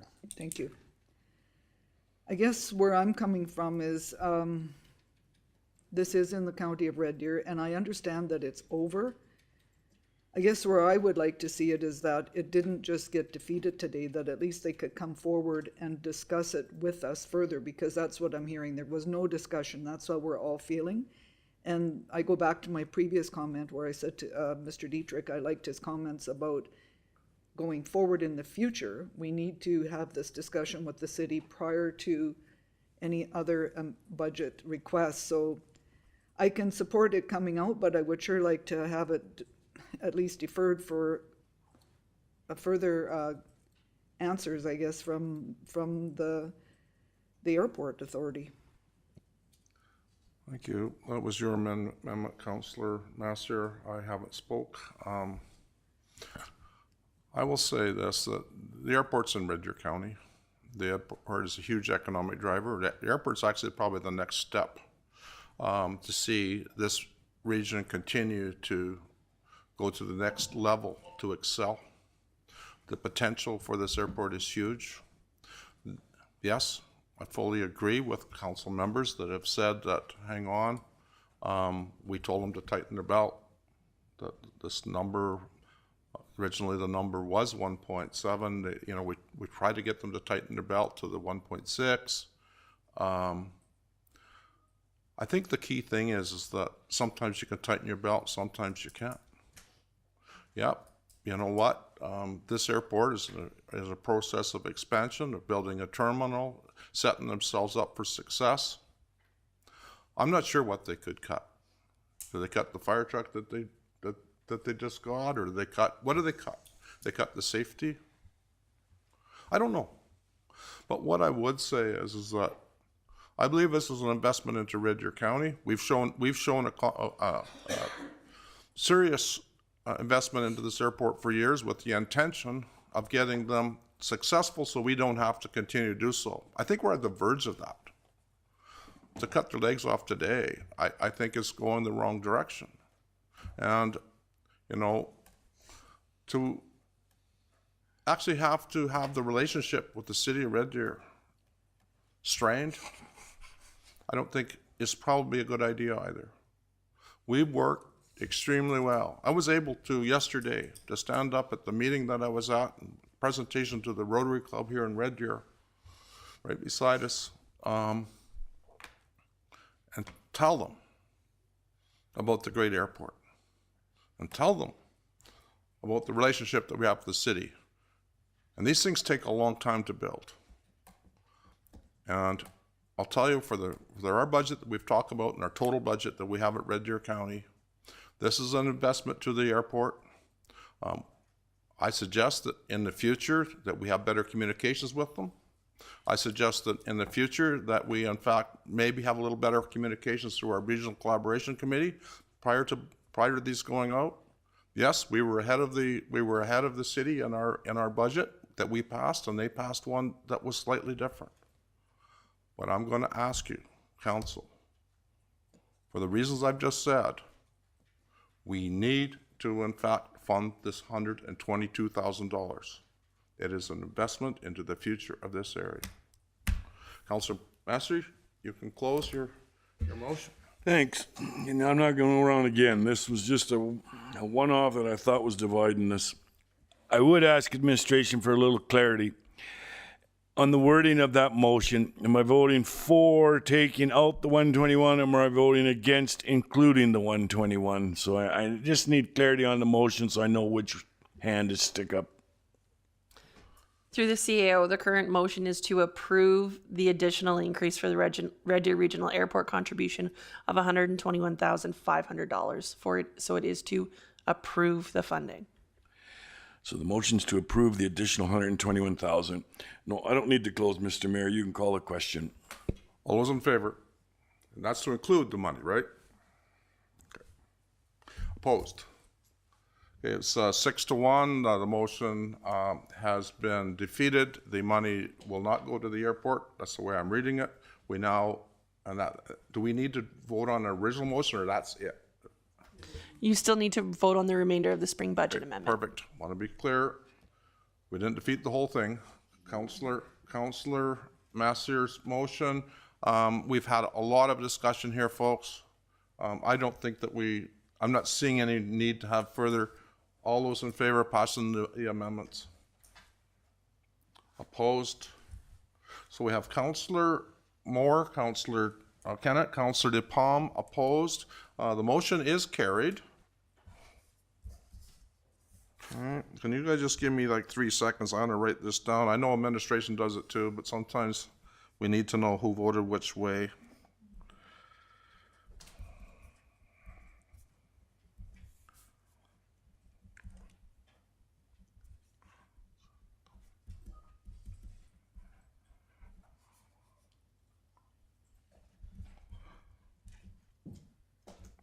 Okay. Continuing on to the next item. I see we have guests in the audience. Welcome. Did I miss one? Big Bend. Oh, Big Bend. Okay, well, hang on. We got one more. Hey, folks, I never know how long it's going to take. And maybe we don't have enough administration in the room. But, you know, the last one I would have never believed it could have took that long. And we have guests in the room. Would anyone be ticked if we, in fact, moved item number 5.4 to the next item? That'd be fine? Okay, let's do 5.4 now, because we don't want to make them wait till after lunch if that should happen.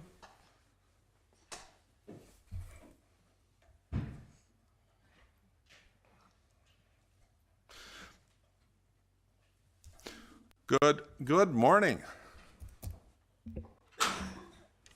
Hello, good morning. Good morning.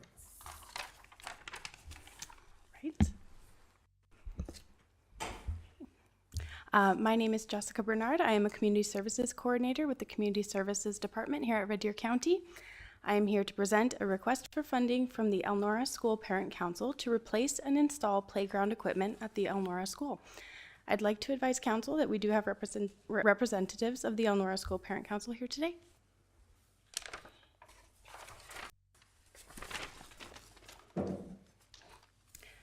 The Elnora School is a K-8 school located in the village of Elnora. It is part of the Chinooks Edge School Division and has 59 students.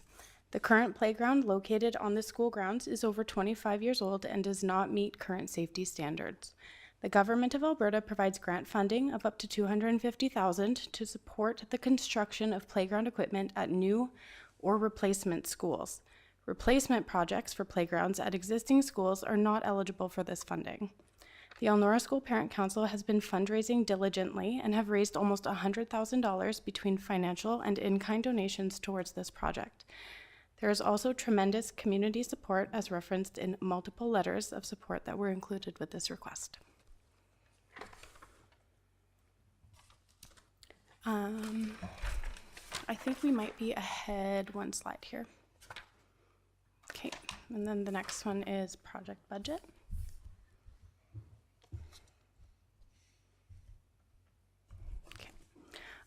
As mentioned on this slide, the Elnora School Parent Council is applying for a CFEP, Community Facility Enhancement Program grant in May. They have also applied for a casino through AGLC, but there is a 3-year waiting list to receive one. In the meantime, they are continuing with their community fundraising efforts. The Village of Elnora has indicated strong support for this project. However, they are unable to contribute to this project financially. Section 671(2)(c) of the Municipal Government Act enables a municipality to utilize municipal reserves for school authority purposes.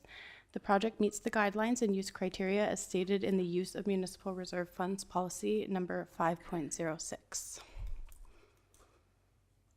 Next slide, please. I'm like totally... Okay. An analysis of the request indicates the Elnora School Parent Council is requesting funds in the amount that would be required to complete the playground project if they are successful with their CFEP grant application. The timeline for this project is dependent on the result of the CFEP grant. However, if they are successful, the installation will begin in the spring of 2026. The Elnora School student population is made up of approximately 76% Red Deer County residents. The playground also serves the larger community outside of school hours, and the proposed playground design is accessible and inclusive.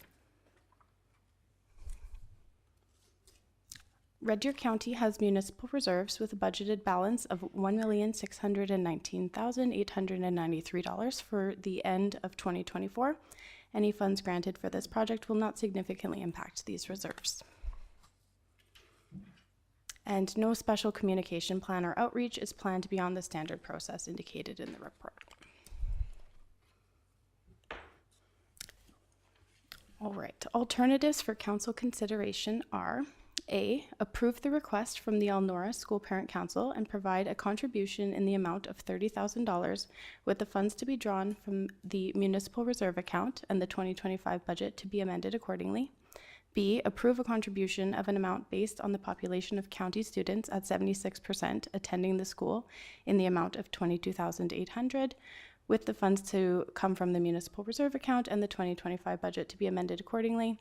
C, refer the decision on the matter for further information with council to provide direction to administration on specific details to be provided. Or D, deny the request.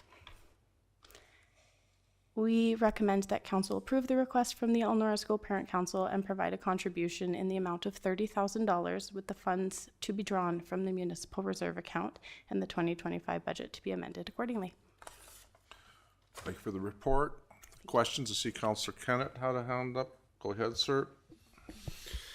Thank you. Talked about a CFIP grant that's coming in May. What if they don't get it? That's a pretty substantial amount of the playground build, really.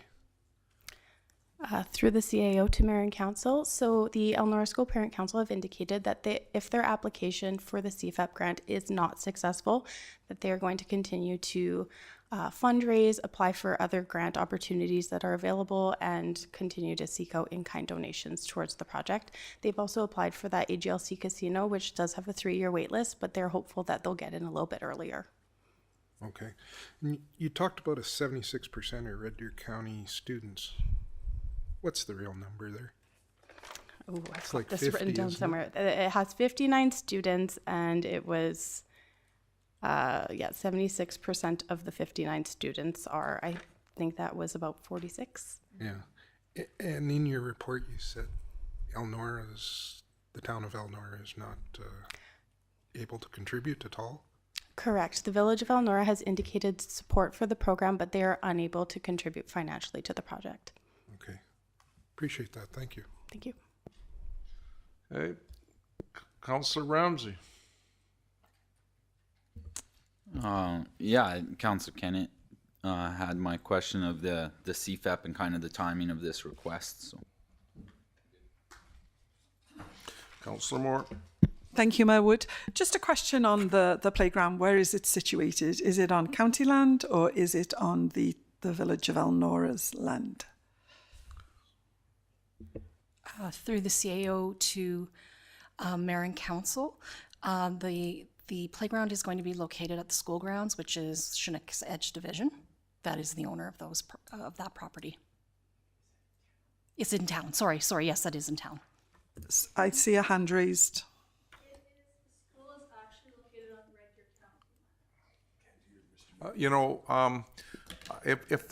If administrator doesn't know the answer, would council mind if we got the answer from the applicant? Please come forward, because we can't hear you, and I'm gonna need your, even though we know who you are, I'm gonna need your name, please. Hello, I'm Jessica Mose. Sorry. Hi, I'm Jessica Mose, one of the parents. Yeah, so the school is owned obviously by Chinook's Edge School Division. It is located on Red Deer County land. It's located in Red Deer County? That's what they told us, yes. Okay, thank you. Through the CAO to Mayor and Council, I do just want to mention that I did look up onto our internal GIS, and when I do click on there, it does indicate that Chinook's Edge is the property owner of those lands. I think we know that. So can I get a confirmation if it is on county land or in the village? That's what I just heard. That it is on county land. We can take that for, oh. Sorry, I'm just on the RGIS viewer, and yeah, it's in Red Deer County. It's not within the village of Elnora.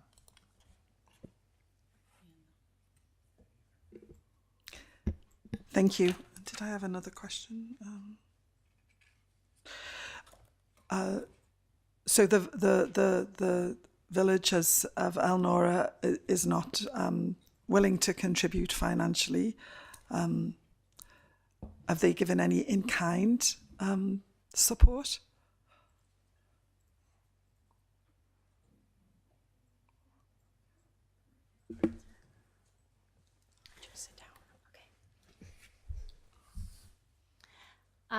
Yes, so the Village of Elnora has told us they are unable to contribute at this time. They have had some turnover and their CAO just recently resigned. So we plan to keep asking as their budget changes. We will be requesting to attend one of their upcoming council meetings in the future. Thank you. Councillor Massier. Thanks, Mr. Mayor. I do have a question, Ms. Mose. You might have to come back and answer this one if staff can't, but I don't know. Staff might be able to. Red Deer County gives the Village of Elnora rec funding. I sit on the rec board sort of as eyes and ears. My question is, has your Elnora School Parent Council requested any funding from the Elnora Recreational Board? Oh, it's not Ms. Mose, it's... I'm Stacy Furr. We did ask, and they gave us $1,300. Okay, thank you very much for my question. And if you need a motion, I'm ready when you want, Mr. Mayor. I don't know if I went all the way. I don't know if I went all the way around yet. Who did I miss here? My question's been answered. Okay. Go ahead.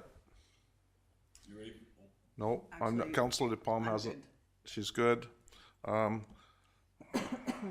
I just want a clarification. I haven't asked a question yet. So I'm gonna make sure I heard that correctly. The location of the school is located in Red Deer County? Yes. Okay, no different than if it was in Poplar Ridge, somewhere else. Gotcha. Thank you. Go ahead and make your motion, sir. Yeah, thanks, Mr. Mayor. I was torn with this one. I certainly want to support the playground. Administration did give us a little spreadsheet from Chinook's Edge a while back showing the Elnora playground, and I didn't see that spreadsheet in this report, but the report did say it's 25 years old, and speaking to the applicants, made out of wood and slivers. So yeah, 25 years old is a pretty old playground, so it certainly needs an upgrade. I was concerned on who should pay for it. Truly disappointed in Chinook's Edge. They're 100% Chinook's Edge kids. That may be not true. There may be some kids in the surrounding area that do play in the playground. Very happy to hear that the playground is open year-round, accessible to all users, not just school children. So on the weekends, on summer holidays, children of all ages can come and use the playground. I thought 76% was going to be a good number. I thought 25,000 was going to be a good number because I almost would like to shame Village of Elnora into contributing. But I did hear that the rec fund did contribute, and that really is Village of Elnora money. With that, staff recommendation says that we have enough in our MR. I'm going to move staff recommendations that we give the Elnora School Parent Council the full amount of $30,000 from MR for this playground. Thank you. Councillor Moore. Thank you, Mayor Wood. So nice to see the representatives here today. And I thank you for all your work that you've done on this project up to now. Great to see the letters of support. I'm glad we established where the school is actually located and that the Village of Elnora have contributed $1,300. You know, we've supported schools in the past. I represent the area of Poplar Ridge and we have helped them. The challenge we have is that we have our own hamlets who are going to be in need, and it's always that juggling. However, having met with Chinook's Edge School Division a few weeks ago, you know, I really understand the challenges that they face and that they simply cannot fund playgrounds because they just don't have the money. The fact that this is going to be in the community and it's on Red Deer County land, and it's so important that our kids remain active and there is a place to go. I'm happy to support the motion today. We have done it in the past, and you know, I fully hope that one day soon we'll be approving something similar, or maybe that dog park that Springbrook want. Thank you. Councillor Ramsey. Thank you, Mayor Wood.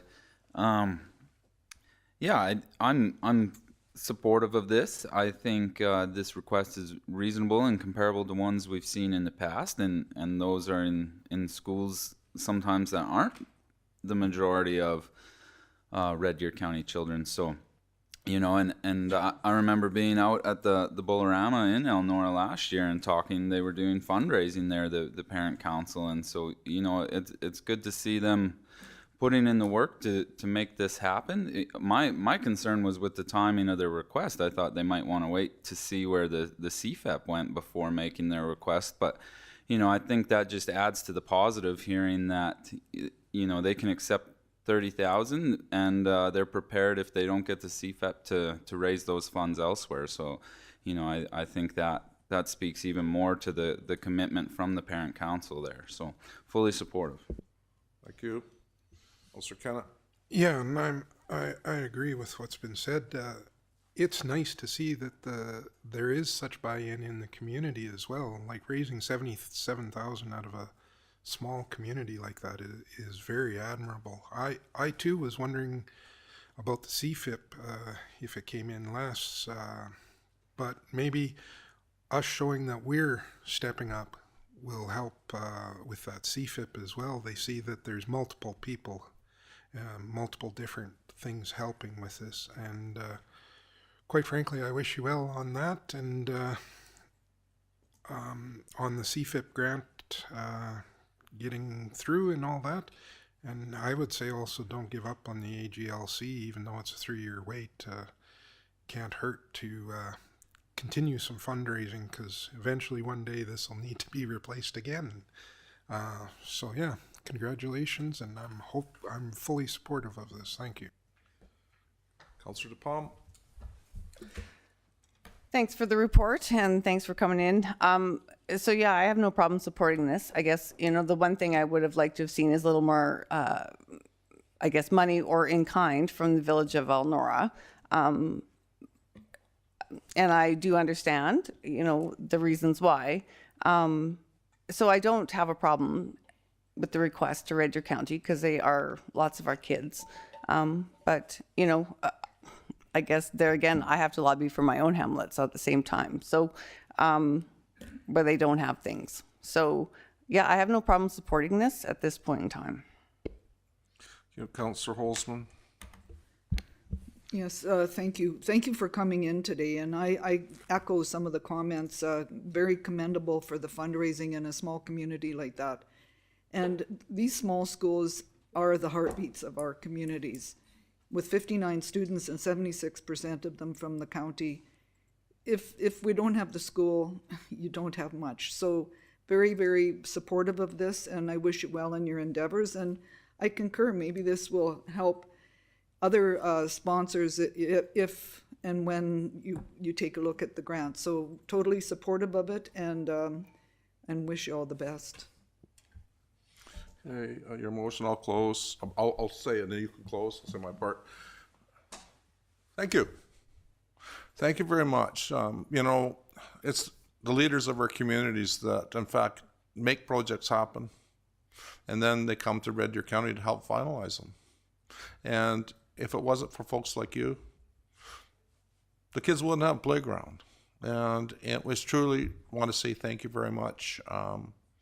You know, we'll do our part. Hopefully, the rest can see what we're doing, and it'll help them. You know, huge undertaking. I'm glad that the kids aren't going to have slivers too, right? And we have to think about the importance of our kids in our community, and that they're doing fun things and good things. And you know, I can just see the kids laughing and playing and just having fun at this playground, and that are doing things that they probably shouldn't be doing. And so we're investing in the community just like we have all the rest of them. I don't think I can ever remember saying no to one of these. And thanks for bringing the numbers to us. That really helps us understand.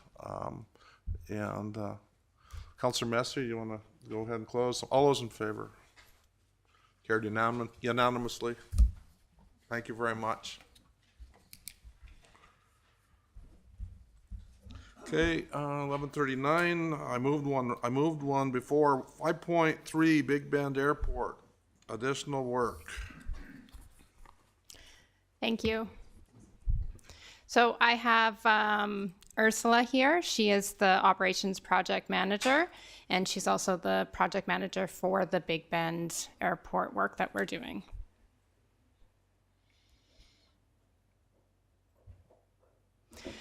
So this is to consider authorizing administration to proceed with additional work at Big Bend Airport to maximize the use of grant funding and construction crews on site. No budget variance is being required. So due to a competitive bid process, there is considerable savings between the design estimates and the tender pricing received to complete the work at Big Bend Airport. So currently, you can see on the screen there, we are doing the runway rehab and drainage work.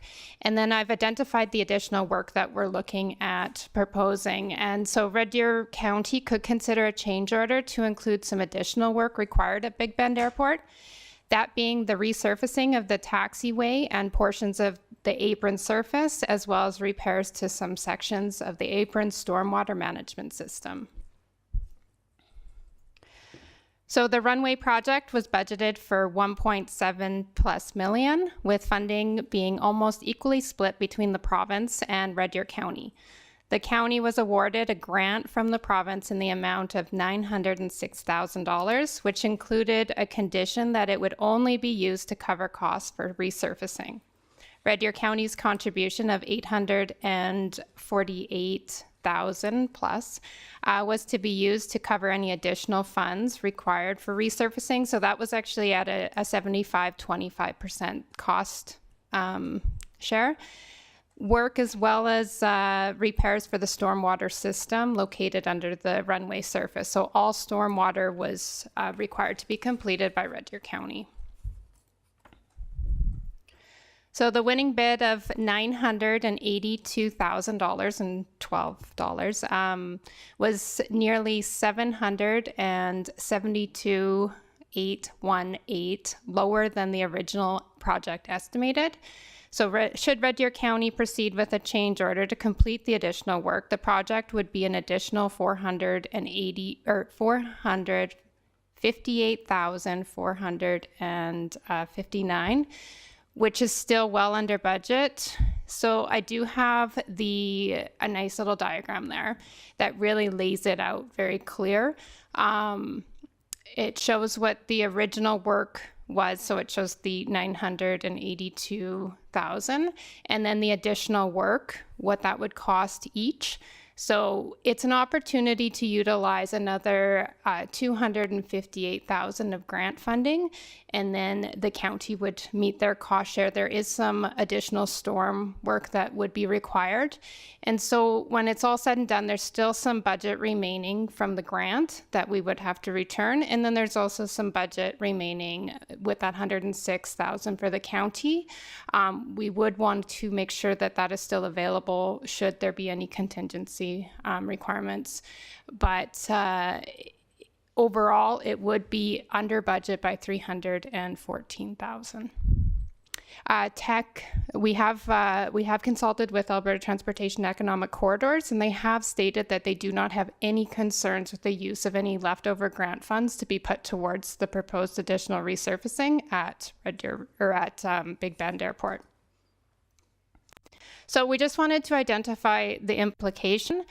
So should council not proceed with the opportunity to complete the additional work, the cost to do the work in the future could be higher, and there may not be any grant funding available. And we currently have the opportunity to complete surface work at a 75-25 split. So this is a little bit separate from that project, but still an opportunity. So this is the land remediation for asset retirement obligation. And I just wanted to identify that an environmental site assessment phase 3 was completed, and the ESA 3 has effectively delineated and quantified the areas of contaminated soil that require either remediation or risk management. So this report was done in January of this year, and the cost estimate for remediation is $140,000. The cost estimate for monitoring is approximately $60,000 for a 3-year period. We have to do one or the other. To avoid additional construction disruptions to the Big Bend Airport user group and potentially receive competitive quotes, staff recommends proceeding with the reclamation at Big Bend Airport this year using funds from the Big Bend Land Remediation Liability Account, which is currently at $145,000. So again, we are not looking at any additional budget. We just wanted to mention that this is a little bit an opportunity to get this work completed. And so in accordance with 2.007 purchasing policy, section 6.2 construction, 3 written quotes would be required for this work. No additional budget is being asked. So our communication as part of the agenda, this report has been shared online. The public can watch the videos live stream or through recorded videos. Direction on this matter will be included in the meeting minutes, which are published online and summarized in the county news. So there are some alternatives available to council to authorize administration to proceed with the additional work, vary administration's recommendation, or deny administration's recommendation. Staff recommendation is to authorize administration to proceed with the additional work at Big Bend Airport to maximize the use of the grant funding and construction crews on site. No variance is required. Thank you for the report. Are there any questions? Councillor Moore. Thank you, Mayor Wood. Thank you, Director Miller, for the great report. And it is good news. But my question is, how come it was so lower than it came in than the quote? Because that was quite considerable, hey? Ms. Patterson, good to see you here today. Thank you. Good to see you as well. Through the county manager to mayor and council, I was speaking with Tagish, and he indicated they created their estimates based on 3 other examples of airport work that was done in the region. So they were equally surprised by the low bid, but it was predominantly with the unit rate for asphalt. It was much lower than our typical asphalt prices. Do you think that will continue, that low price? Into future years? Well, in the next 6 months, maybe? They would have to adhere to that rate as per their contract for existing scope of work. We're on the assumption that with this change order, they would honor that same unit rate, but I believe that's still yet to be decided until they get the change order. Okay, thank you. Mr. Hertzberg. I think just for new projects, for different bids, I think we're running out of things we're tendering that have asphalt attached to them. So we've had a lot of good news this year in terms of asphalt, and this is probably the largest one in terms of overall savings, not the largest in terms of overall amount, but I think we're out of paving projects in the budget currently. Thank you. Councillor Massier. Thanks, Mr. Mayor. I think I got a couple of questions in this one. The first one is it the same company that's offered the opportunity for a change work order to take on additional work to their original contract? Ms. Miller. So through the CAO to mayor and council. So currently we're working with Central City. So the change order would be with them, but I just want to separate the contamination work that we're looking at. We have to do 3 quotes. Yeah, no, I'm not dealing with the contamination one. And in some ways, they bid a little light. They want it to work. They offered it additional work, and we're able to give it to them. So I'm really happy for them to take on this additional work while they're here. It evens out their original bid. Yep. That was a question. The second question is, we put these improvements into this wonderful place, and we have some renters out there, and I don't know when we review the rents, because it's such a wonderful airport with a brand new overlay, and what a wonderful, wow. Or is it a potential for an offsite levy for future growth at this airport, or is there any hopes of ever recouping some of this investment? We're kind of leading away from our discussion today, but Mr. Hertzberg. I'll take a shot.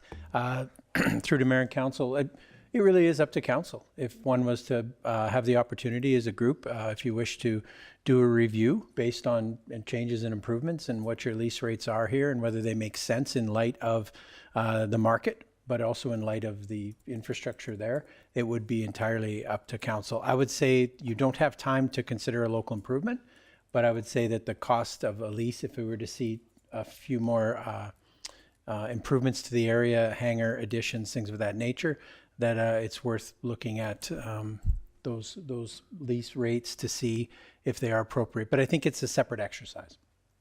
And the levy? Is it a potential? I think the levy, I think we're too late for the levy as it sits. Okay.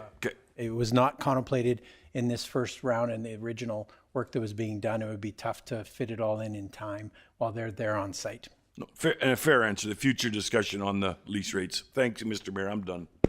Thank you. Councillor Holzman. Councillor DePalm. Thanks for the report. So I got one question. So it's great that it's way less and we can do more. So the remaining amount, we have to give that back to the province? Ms. Miller. That is correct. Okay. And I'm just asking, is there, I guess, another that we could use that for out there or no? I'm just...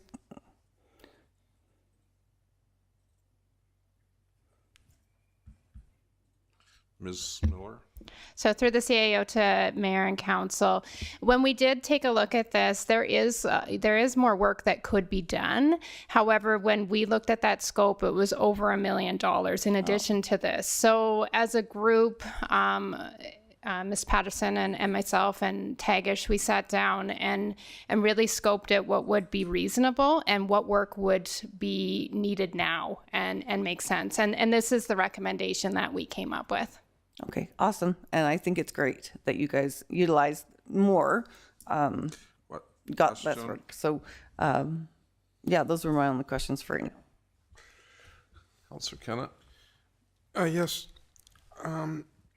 Just for clarification, we're talking about two separate things here, correct? Like the change order would only be for resurfacing stuff, and the environmental stuff would have to be 3 tenders and separate. Are we needing 2 separate motions in case? Through the CAO to mayor and council, that is correct. We are looking at 2 different projects. We don't need 2 different motions. What we're looking at doing, we do have budget for the remediation. We have to do something regardless. If council wishes to give a motion on that, it's not required because we do have $145,000 in the budget for that.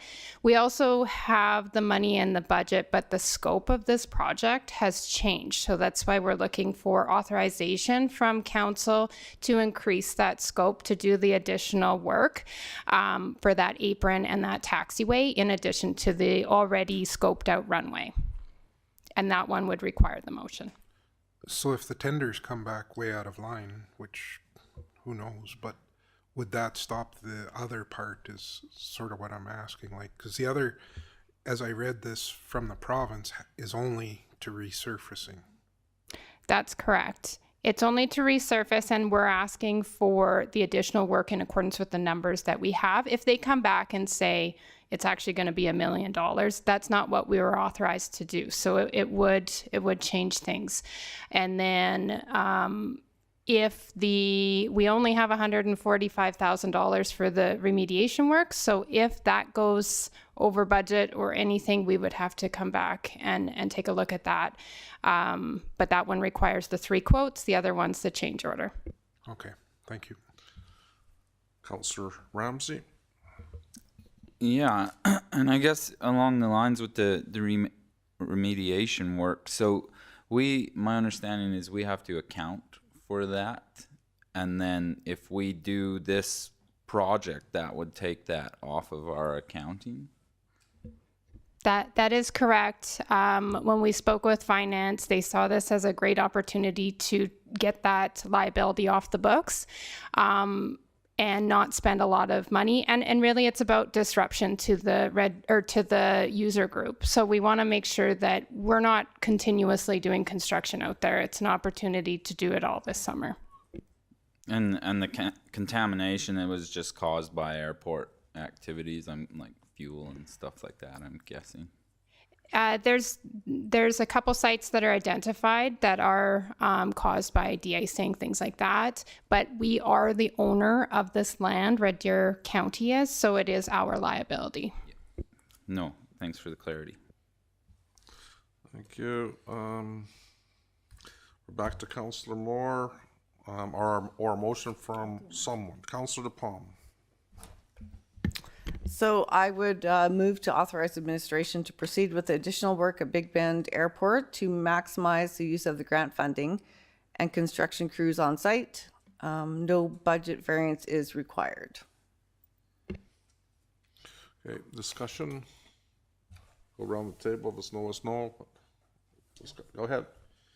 Yeah, I like this report quite a bit because it's maximizing provincial dollars, which are few and far between, it seems, nowadays, and actually taking care of several issues at once, and getting this airport right up to snuff. So I think this is a good news story, as it were. So thank you, administration, for bringing this forward. Councillor Ramsey. Yeah, it's certainly a good news report, and authorizing staff to do more work for less money. Yeah. Councillor Moore. Thank you, Mayor Wood. So yeah, I would support Councillor De Palme's motion. It looks like the stars have aligned for the Big Bend Airport, and it's a lucky day. Great that we're using grant money and it's going further than ever. And thanks for bringing the change order forward, because that keeps us, in the picture. I appreciate that. Thank you. Councillor Massier. Councillor Holzman. Totally supportive. I really like in the report that you left that remediation separate and gave us the heads up on that. So, and that 3 competitive bids as through the purchasing agreement is going forward, and totally supportive. It's a great news story that we can get more work done for less. Thank you. Yeah, it's not very long ago we were trying to figure out how we're going to keep this airport functioning and how we're going to be able to afford it. And when the province stepped up to the plate and offered this money, that was really, really important for this airport, and for the province to in fact work with us to be able to move more paving, because it's still paving, we're just paving more. I'd like to thank them. I think that's extremely important that we have a great transportation minister, we have a great tech team out this way, and they're making sure that Red Deer County and this region are looked after. To be able to tackle this environment one, that's been a big one for a long time for us. It's an old Air Force base that had contaminants, and we're responsible, and it's nice to get the environmental portion of it cleaned up. And I really like the budget you provided for this. I mean, how could we have one any better? So thank you very much, administration, for all the hard work you've done on this. Councillor De Palme, was your motion? Yeah, I guess everybody's already said lots, so just thank you for doing this and staying well under the budget and doing more work. So, yeah, I think it's great. You did great. All those in favor? Carried unanimously. Okay, it's 11:59. I'm kind of thinking if lunch is here, it might be a really good time. It's not here. Okay. All right, that doesn't stop us. We're gonna keep on going then. So let's go down to the next item. Then we have item number 5.5.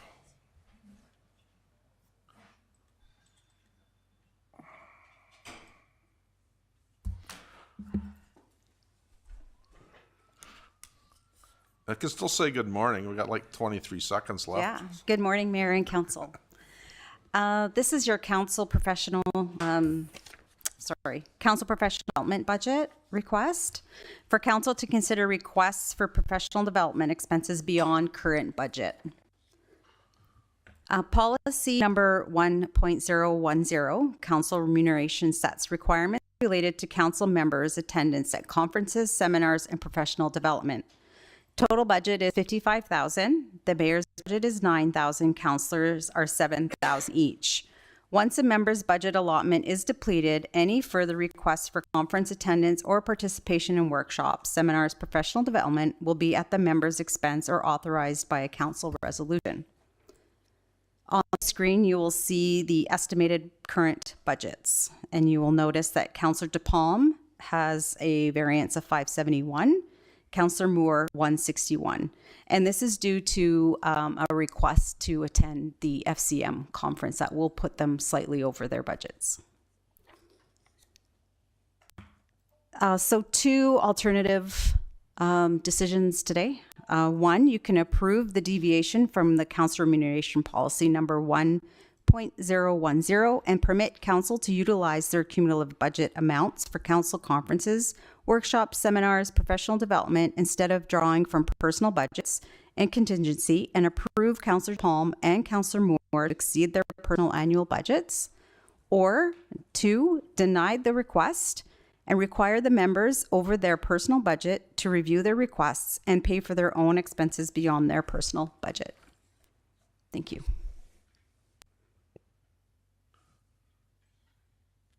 Thank you for the report. Questions? I'll start with Go ahead. Thanks, Mayor Wood. I don't really have a question. Thank you for bringing that forward, Ms. Hankey. Any questions, Councillor Master? Councillor Holzman, Palm, Kennett, Ramsey. Go ahead. Yeah, thanks, Mayor Wood. I'd certainly move that we approve the utilization of the contingency for them to attend FCM. You know, we've had this in the past. It's challenging when FCM's in a, you know, out east and the costs go up to attend, but I think it's valuable and important that we have members attend, and, you know, we don't need everyone to go, but we'll have some representation there, so. Other comments? No. I speak in favor. I definitely believe that it's important to go to these conventions. I'm looking on, this is a small variance, and I think it's important that they have the opportunity to attend, and we've done this in the past. So, do you want to close? All those in favor? Mayor Wood, if I may, typically on these we just round up. Because sometimes your numbers don't come in exact. So we would be looking for up to $200 for Councillor DePalm and up to $600 for Councillor Moore, if that's all right. Other way around. Well, you guys will have to figure that out. All right, so we know what it is. So we know the amounts. That's your motion? All those in favor? All right, carried unanimously. Now is lunch here? Not likely. Maybe. It's time anyways. Thanks. Thank you. What time do you want us back? Public hearing, 1:30? No. I think that you know what, if we come back at 1:45, that's more than a half an hour. If our lunch doesn't arrive, we may have to reevaluate. We do have a few more before public hearing. So Okay. 12:45. 12:45.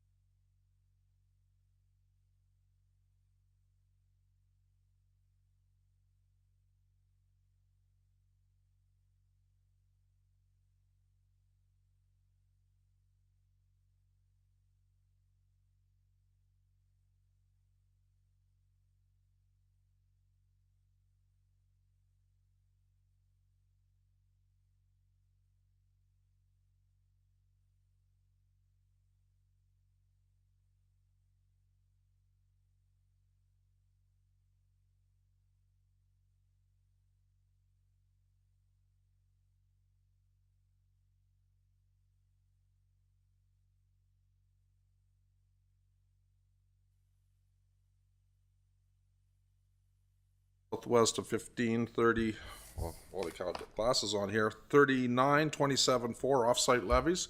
Request to defer.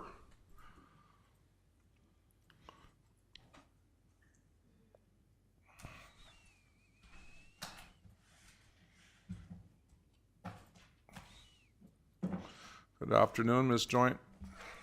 Good afternoon. This is to consider deferring the offsite levies that are owing on Lot 9, Block 1, Plan 8321764 for a recently approved addition to an existing attached garage. On October 11th of 2024, the Development Authority approved a development permit for an accessory building on Lot 9, Block 1, Plan 8321764 within the southwest 153927 west of the 4th.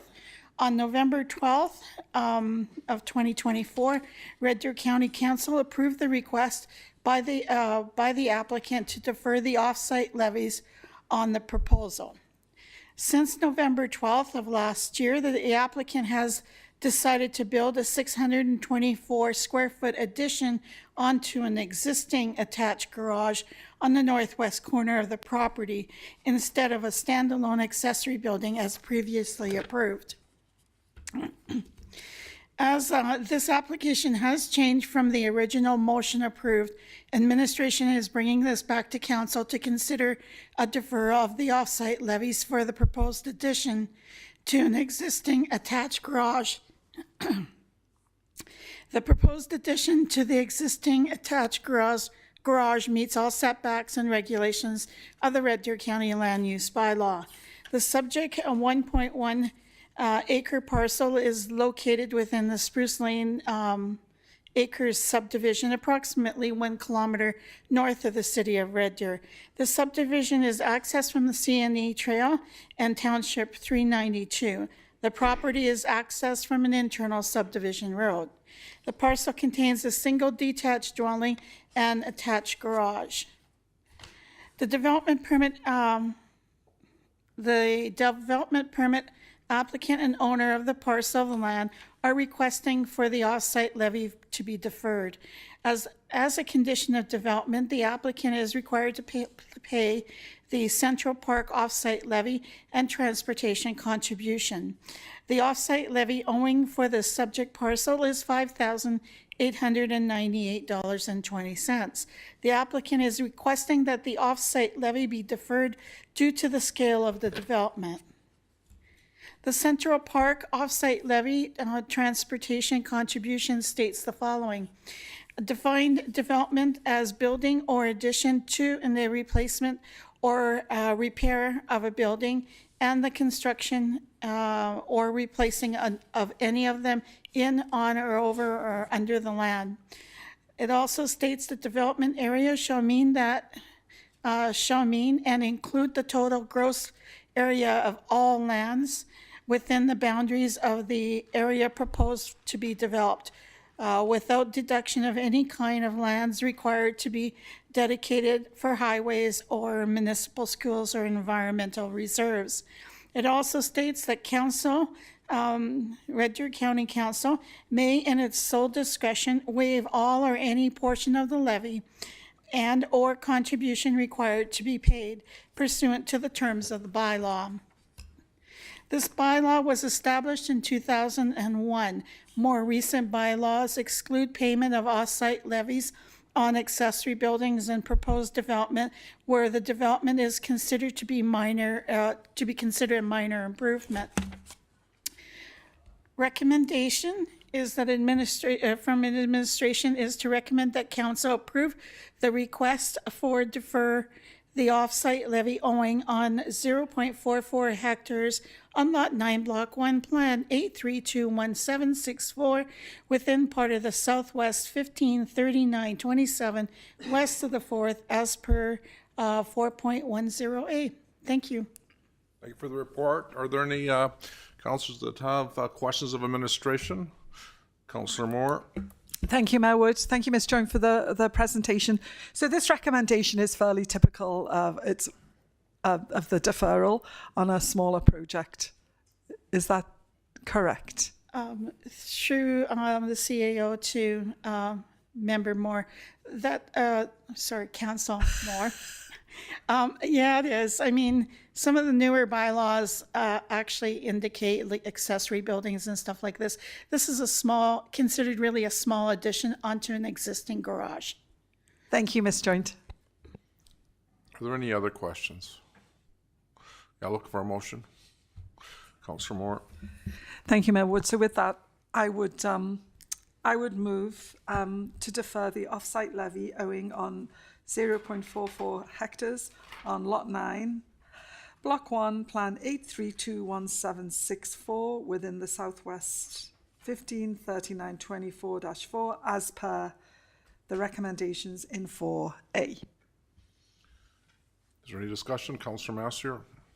Yeah, Mr. Mayor, I'm curious what the Central Park offsite levy was for. If it was to improve the scenic trail, that'd be the first part of my question. Through the CAO to Councillor Massier, it was originally set up for roads mostly. I don't think there was any water or septic in that one. No, just for roads. Okay, and it sounds like more than maybe just a scenic trail. I guess what's concerning me that if we ever have to put a new overlay on the scenic trail, it was these people that maybe benefit from it and they should be paying for it. That's what levies were for. Or if we're changing roads in the area in the shorter or long term, that's what these levies are for. So I guess my other question then, is there any future projects, and let's say in the 5 and 10 year window, that are going to need large capital that we wished we would have had some of this levy money? Ms. Miller. Through the CAO to Mayor and Council, we're not aware of any in the near coming future. The offsite levy account, we just keep adding to it. It is part of the City of Red Deer's growth area. So if they ever annex this area, it's likely that that will go towards improvements when they have jurisdiction. Sure, and that's why I said 5 to 10. So hearing none happening, I'm going to support the motion. Any other discussion? I'll make a comment. This is actually smaller. It's a smaller building than we're talking about. We actually gave deferral to not that long ago. And I think the idea is that these small ones, we're going to stop development if we charge deferrals and want to see no improvement within our community. So the reasoning is there, the reason's there, and it's less than last time. Councilor Moore, do you want to close? Thanks, Mayor Wood. Yeah, just happy to see this, and it is a different plan, but definitely conforms to what we've approved in the past. So, thank you. All those in favor? Carried unanimously. Okay, continuing on to the next item, item number 6.2, referral from the Natural Resources Conservation Board.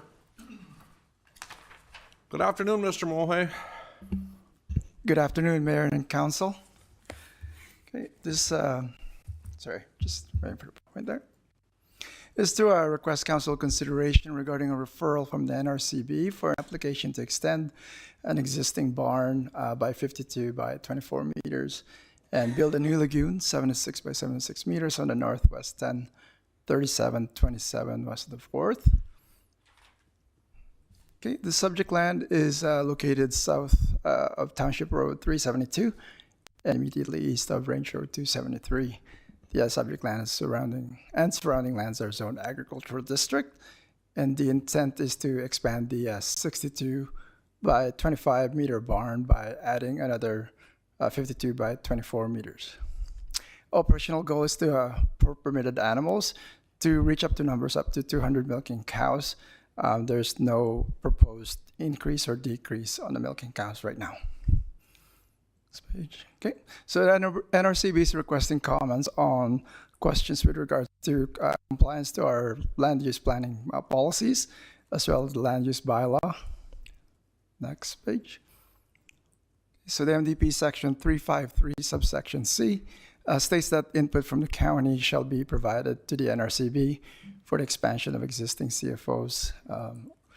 May be supported based on compliance with statutory plans or locational merits of each application. The county may support expansion of existing CFOs if they meet the following conditions. that they are located within an IDP are in accordance with the policies contained within the IDP regarding the new CFOs and expanding CFOs, and are compatible with adjacent land uses. Administration would like to note that the application is neither a new CFO nor expanded CFO. This proposal is within the exclusion area of new CFO buffer, as indicated in our map 2 of the county's MDP. The proposal is outside of the any IDP or ASP plan areas. The subject land is zoned agricultural district, and same with the surrounding lands within the half-a-mile radius. For county setback requirements, it would require the front yard setback would be 46 meters from any provincial highway or gravel county roads. The side or rear yard at 7.5 meters. The provided site plan from the NRCB does not show the setback proposed. However, our aerial photo shows that the building setbacks are a front yard of 96 meters from Township Road 372 and the side yard of 312 meters from the east side yard. And the proposed site meets county required setbacks. So you can see it on this page right here. Okay, as staff recommendation is per alternatives 3A, is to advise the NRCB that the county has no objection to the application to extend an existing barn by 52 by 24 meters and the proposed new lagoon 76 by 76 meters as indicated in the NRCB application on the subject land Northwest 10, 3727 West of the 4th. Thank you. Thank you for your report. Council, do you have any questions of administration on this matter? Okay, then I need a motion. Councilor DePalm, is this your area?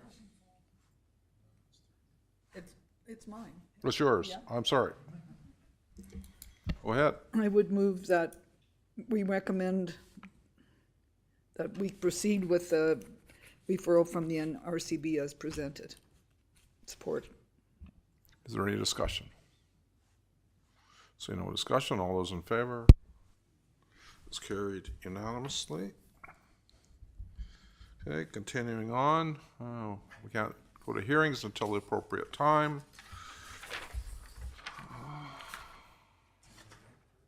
Did I miss? Is there anything else I've missed on this, folks? I don't see anything. Okay, I'm gonna have to call a recess until the appropriate time for the hearing. We can't start it early, and that'll be till 1. Why can't we start GP? You could recess this meeting and start your GPC if you wish to. Yes, we have to recess this one until 1:30. I can call the next meeting to order. That's not a problem. But I do need an agenda. Do we have a paper agenda by chance?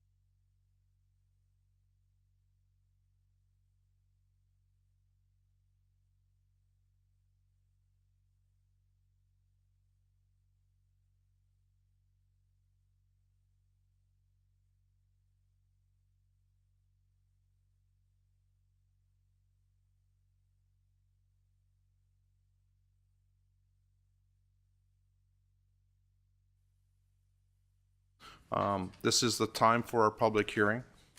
The process will be that administration will read out the item, and once they have done so, there's an opportunity for the public to give their views to council. I know that we may have folks in the audience, but we could also have folks online. If you are online, please, through the chat function, get a hold of administration and let them know that you would like to speak, and we will ensure that you'll have an opportunity. This isn't a forum for debate. This is a forum for information, and council would sure appreciate to hear your views. I think we have a 5-minute timeline on the amount of time that we have to speak, and council may or may not make a decision today, depending on the complexity of the information that we receive. So the first item before us today is item number 7.1 in your agenda. That's bylaw number 1003/2025-A. Could I have administration read out that bylaw, please? Mr. Mohe. Thank you, Mr. Mayor and Council. Is to hold a public hearing and consider granting second and third readings for bylaw number 1003/2025-A, attached as Schedule A in your report. A bylaw that is proposing to amend the Red Deer County Municipal Development Plan, or the MDP, section 9.7.2 by removing the word shall and replace this word with may. Excuse me. On March 11th of this year, Council granted first reading to the said bylaw, and the intent of the proposed MDP bylaw amendment is to provide Council with the flexibility or discretion with regard to any proposed renewable energy in the county. The proposed amendment to section 9.7.2 is to replace the word shall with may, and the current policy states that the county shall support development of renewable energies such as wind, solar, geothermal, and waste energy and similar types of development as appropriate in terms of location and scale. The county may encourage the location and development of these sources of energy to fuel local needs and encourage environmental stewardship. The NDP section 11.2.3 subsection B, county may initiate an amendment to the MDP if it is deemed in the public interest to do so. Section 11.2.1, MDP should be reviewed by county administration and amended as deemed necessary. And the review should include the following: consistency with the provincial or federal legislation, relevancy of policies in achieving the intended goals of the MDP, and reflects planning and development best practices. And the current MDP was adopted in 2020. And at that time, large-scale renewable energy power facilities, i.e. solar and wind, were in their infancy. And the intent of the section 9.7.2 was to recognize and encourage renewable energy development in its many forms. Next slide. Okay, since 2020, various concerns have been raised by the public and by the province regarding potential impacts on the agricultural community and in particular. So as a result, the county has determined that this MDP section 9.7.2 should be amended to indicate that the county may not support all proposed renewable energy projects or facilities, depending on impacts to the community. The province continues to refine their policies, regulations, and directives with regards to solar and wind energy. Regarding the landscape, municipalities are being consulted by potential developers as of today regarding compliance with municipal land use plans, policies, and bylaws. So by amending section 9.7.2 from a shall to a may statement, the county is given the ability to provide statements in support of non-support for any renewable energy project during the consultation process. So administration sent the referral letter to internal and external stakeholders, along with a public hearing notice. This was also posted on the county website and advertised in the county news. And administration did not receive comments or concerns with regard to the proposed bylaw at the time of writing this report. So dependent on council's decision relative to the information received during this public hearing process, I can either grant second and third readings to the bylaw as presented in Schedule A, or refer decision on second reading to bylaw pending receipt of further information as requested by council. Thank you. Thank you for your report. This is the time that we'd like to hear from the public on this matter. Is there, for the first call, is there anyone that wishes to address council on this matter? For the second call, is there anyone that wishes to address council on this matter? Ms. Curio, is there anyone online that indicates that they wish to address council on this matter? There is not. Okay. Being as that was the third and final call, seeing no one, we will now deal with this matter. Now we have an opportunity to ask questions of administration. Ms. Broadwell, I know you want to tell me something here. Go ahead. You're fine to proceed, Mayor. Just a reminder that when council's completed asking questions, then we would need to close this public hearing and we'll reopen a new one for the next public hearing. Yes. So this is your opportunity to ask your questions and your final opportunity to ask questions. Does anyone have a question?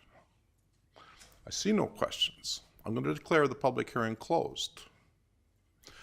This is now, council, you know, we are now going to deal with matter number, bylaw number 1003/25-A. What is your wish? Councillor DePalm. I would move second reading to bylaw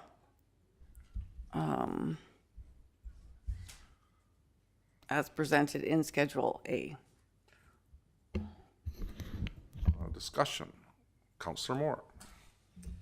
Thank you, Mayor Wood. I speak in support of second reading of this bylaw. I think, as was stated when it was drafted, we were in a totally different environment, a totally different world of alternative energy, and this really gives council the authority to look at both and not. There's an intent in shall that they will do it, and as we've experienced over the last 2 years, that we've struggled and are still struggling with these sorts of development, and we are hopeful that the provincial government and the recent changes will help us along with the AUC, so we can make the best decision and have our residents' voices heard. So I'm in total support of second reading of this bylaw. Is there other, okay, we're going to go around the table. Councillor Ramsey. Yeah, I think Mayor Wood fully supportive of second reading. This just makes sense, gives us more flexibility, and you know, with the challenges we're seeing with some of these developments, and I look forward to reviewing the further changes to Rule 7 that the AUC is making, and you know, hopefully this is just the start, and we can maybe make some further improvements to align with the direction of the province on this one. So. Thank you. Councillor Kennett. Yeah, I think this makes sense. It takes the handcuffs off us, really. As was said, we were in a different environment when we first started this, and we've seen that there's reasons why may make sense now as compared to shall. And as said, yeah, the province is still in flux with this. We don't have the final rules yet. There may be further changes that we need to address. So I think this is a step in the right direction. Thank you. Councillor DePalm. Councillor Holzman. Yes, thank you. I'm totally in support of this. I concur with Councillor Ramsey around the regulations in Rule 7, and we did hear as well with good positive communication from the Farmers Advocate a couple of weeks ago that completely spoke to this. So I concur that may is a lot different than shall, and I thank administration for going through the motions of updating the municipal development plan And we gave opportunity for any feedback, and we haven't heard anything, so I think we just move ahead. Thank you. Councillor Massier. Yeah, thanks, Mr. Mayor. Yeah, good job on staff. A simple little word change, but of the difference it made. And I don't think we're done, though. I'm looking at this, and it says changing the word to shall allows the statement to either support or non-support. I'm wondering if administration has all the ammunition in their toolbox to make statements on support or non-support. It's, I get it. If it's too close to a road, too close to a development, we've got some policies in place. But is there more policies that'll have to be developed into the future, whether it's based on size or there's a controversial one now in Nihil. They've got some alternative energy projects, the solar and some wind ones, but now there's a big solar one and people are up in arms. So, I mean, what's big? How do you define big? And I'm curious whether staff is looking for some direction from council on how big is too big before it becomes a concern. If it's a small one in your backyard, we don't have anything to say about it. If it's a pretty big one near an airport, we don't say too much about it. But it seems to be once it hits a certain size, people get concerned. So I'm looking forward to the discussions into the future on refining the policies, I should say, if that's what they're called, that back up this new word in our MDP. Thank you. And that was your motion, right? That was Councillor Palms. Councillor, who started the discussion? Go ahead. Who haven't I heard from here? I believe I spoke to it. You Marwood. spoke to it first. Okay, perfect. Then I'll end. I agree with everything that's been said. I definitely believe that we can put ourselves into a hole by putting shall on something that we may not ever think is a good idea, because whoever thought what could come before us. This may gives us the option.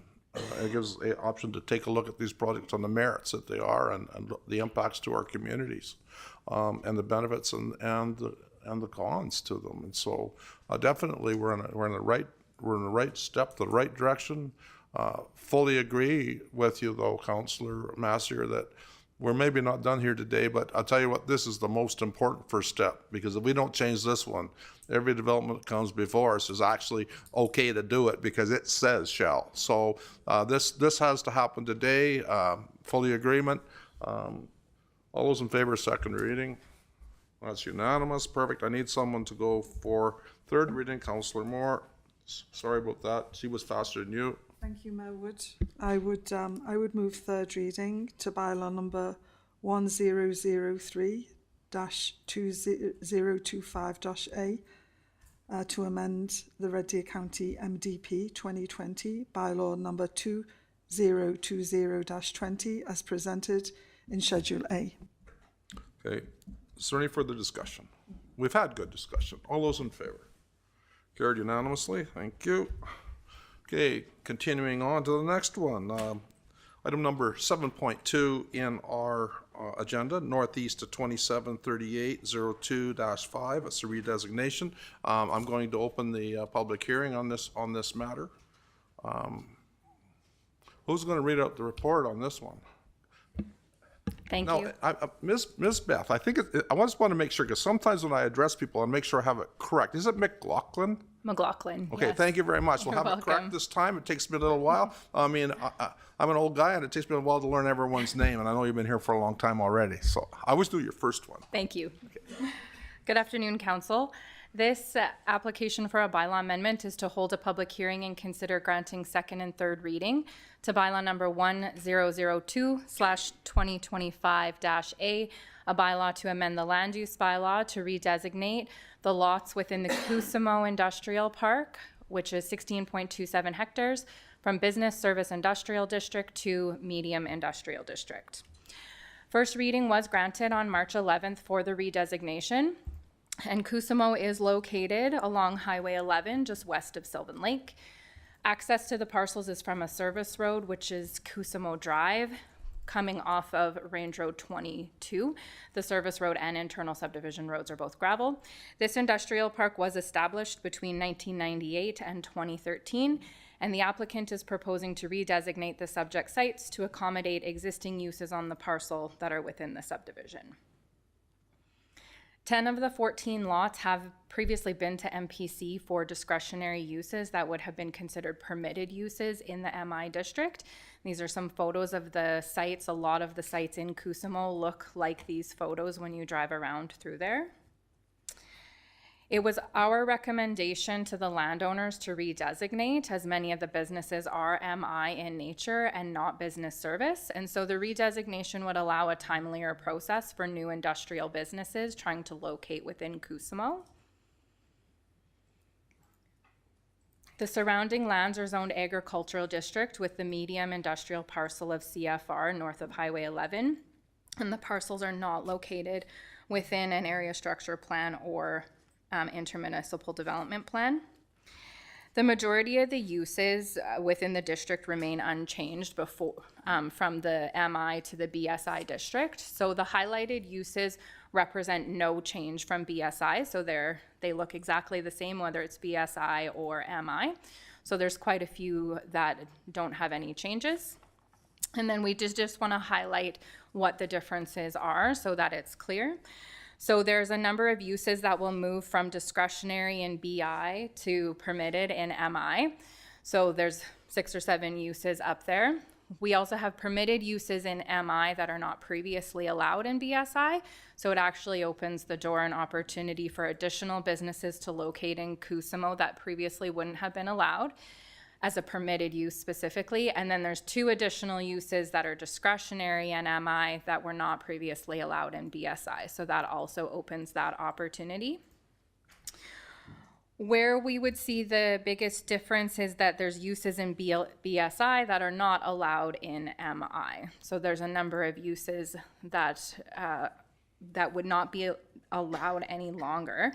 We did do a review of our records and we could not find any record of any of these types of uses being approved currently in Kusimo. So we're not creating any non-conforming uses that we could find.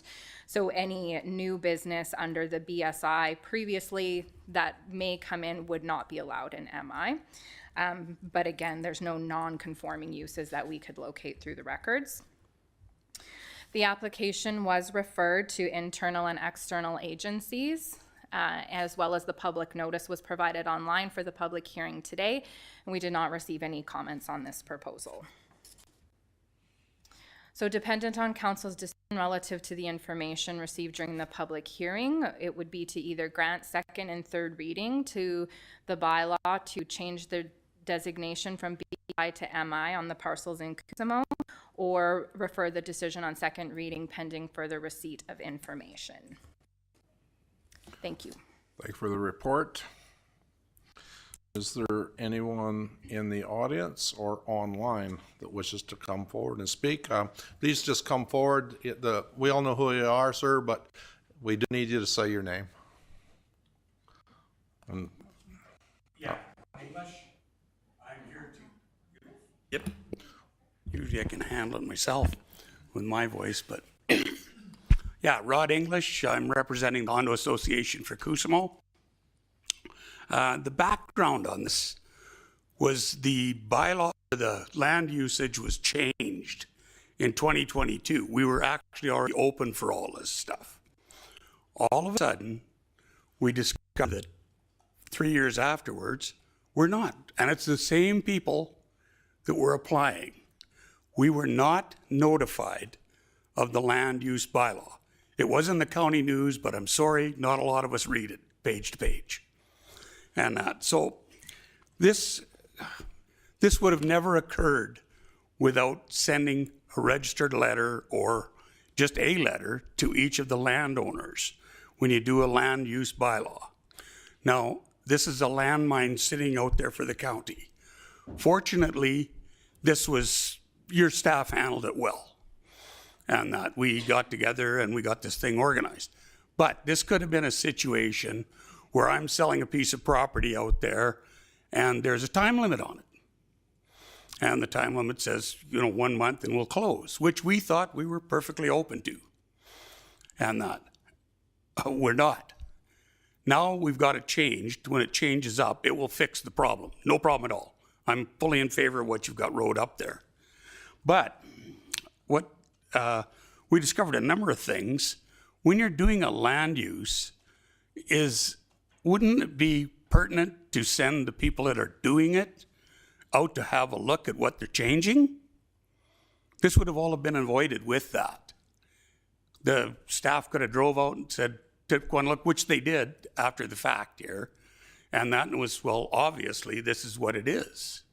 We could have saved a lot of time and money. And that.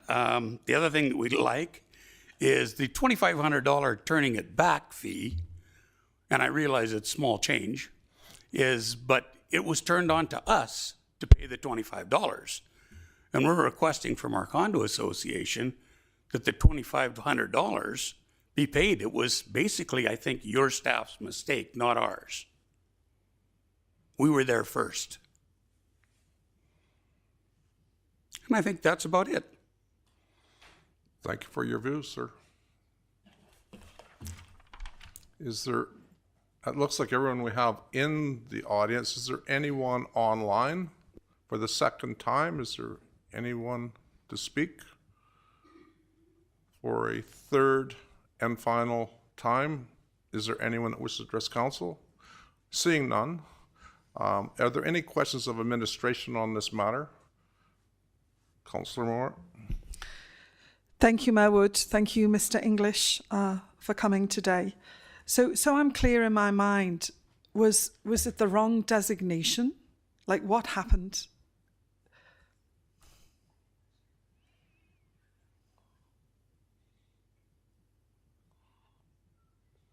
Ms. McLaughlin. Through the CAO to members of council. So the change actually occurred in 2006 when the land use bylaw was changed, so not in 2022. And what had happened was all light industrial properties ended up being converted to BSI properties because it was the closest new district related to light industrial. And so I don't believe that they were reviewed on an individual basis for every industrial park that was zoned light industrial at the time. They were just automatically translated into BSI, which typically happens when you're doing a large land use bylaw amendment and changing all the districts and updating the names. And so they don't really change a whole bunch, more so just the names of them change, and then you could see some uses changing. And so since then, all of the permits that have gone through CUSMO have been processed as a discretionary use, or they are uses that were existing under the light industrial as a continual use, and they haven't needed updated permits or that type. So this is just a change to go to MI based on the fact that the discretionary uses do take quite a bit of additional time, and how do we make it work so it's a little bit easier for them to get permits for uses that are there or are no different than what is existing. Thank you for that. And the communication, like, how would we, if we came across this today, how would we communicate those changes? Ms. Rodwell. Through the CAO, requirements are set by the Municipal Government Act and by your procedure bylaw and your advertising bylaw on how you communicate public hearings. So that's the primacy that happened here is a public hearing was to be held, which requires us to advertise in the county news and to post on our website for 4 weeks' time. So that is the process that we utilize for every single public hearing here at Red Deer County, not individual notices to landowners. Thanks, Ms. Rodwell. I think I was considering more when the change is first thought about, before we get to the public hearing, like what would happen when that was, contemplated? Through the CAO to members of council. So typically if a large amendment is going to happen, then we might do a number of different pieces of consultation. Generally for a land use bylaw amendment that was large in nature, you would have a couple of open houses that were hosted for people to come and provide comments. And then that would be advertised through our normal advertising, whether it be the county news, online. If individual parcels were affected, possibly adjacent or individual landowners, but generally for large land use bylaw amendments, open houses would be held. So what I'm understanding is that this got caught up in a big change. Yeah.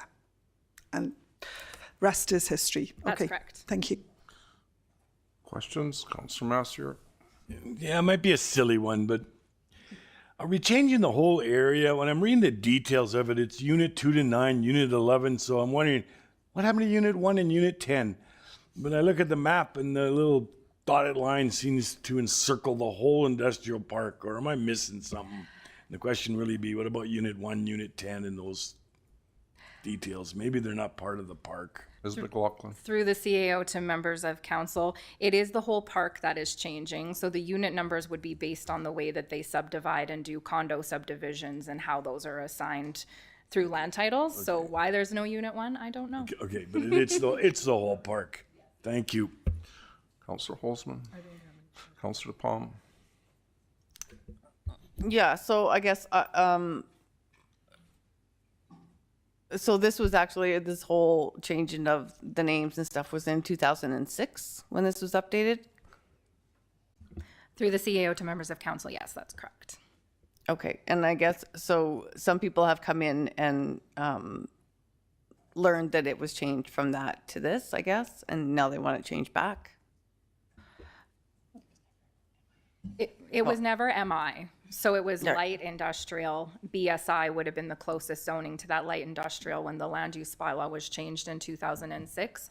So what has come to light to prompt this to go to MI is just an easier process for new businesses that are locating in the park in order to reduce the timelines to get that development permit for them to start operation. So we recommended through the condo association with Cusimo to redesignate to MI for an easier process for the people that they're trying to lease to. Okay, so I guess my other question is, so what happened in 2022? So through the CAO to mayor and council, there may have been a bit of a timeline change. I'm not sure exactly the date, but the act changed where there was no longer a 14-day appeal period. It was extended to 21 days.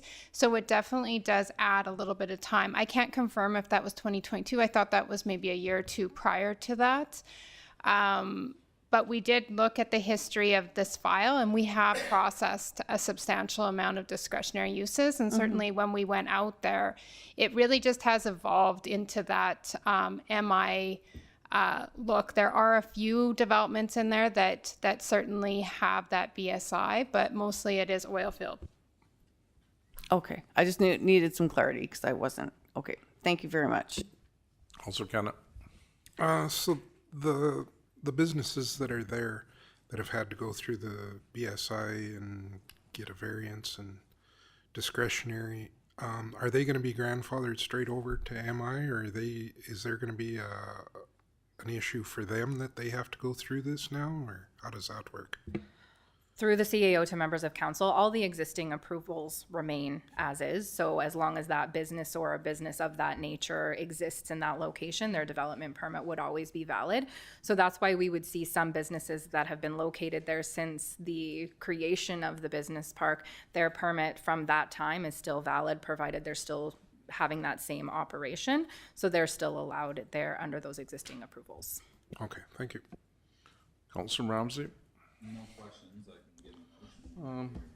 Before you do, I'd like just to ask a couple of questions, and maybe Ms. Miller wants to say something before I ask. Go ahead.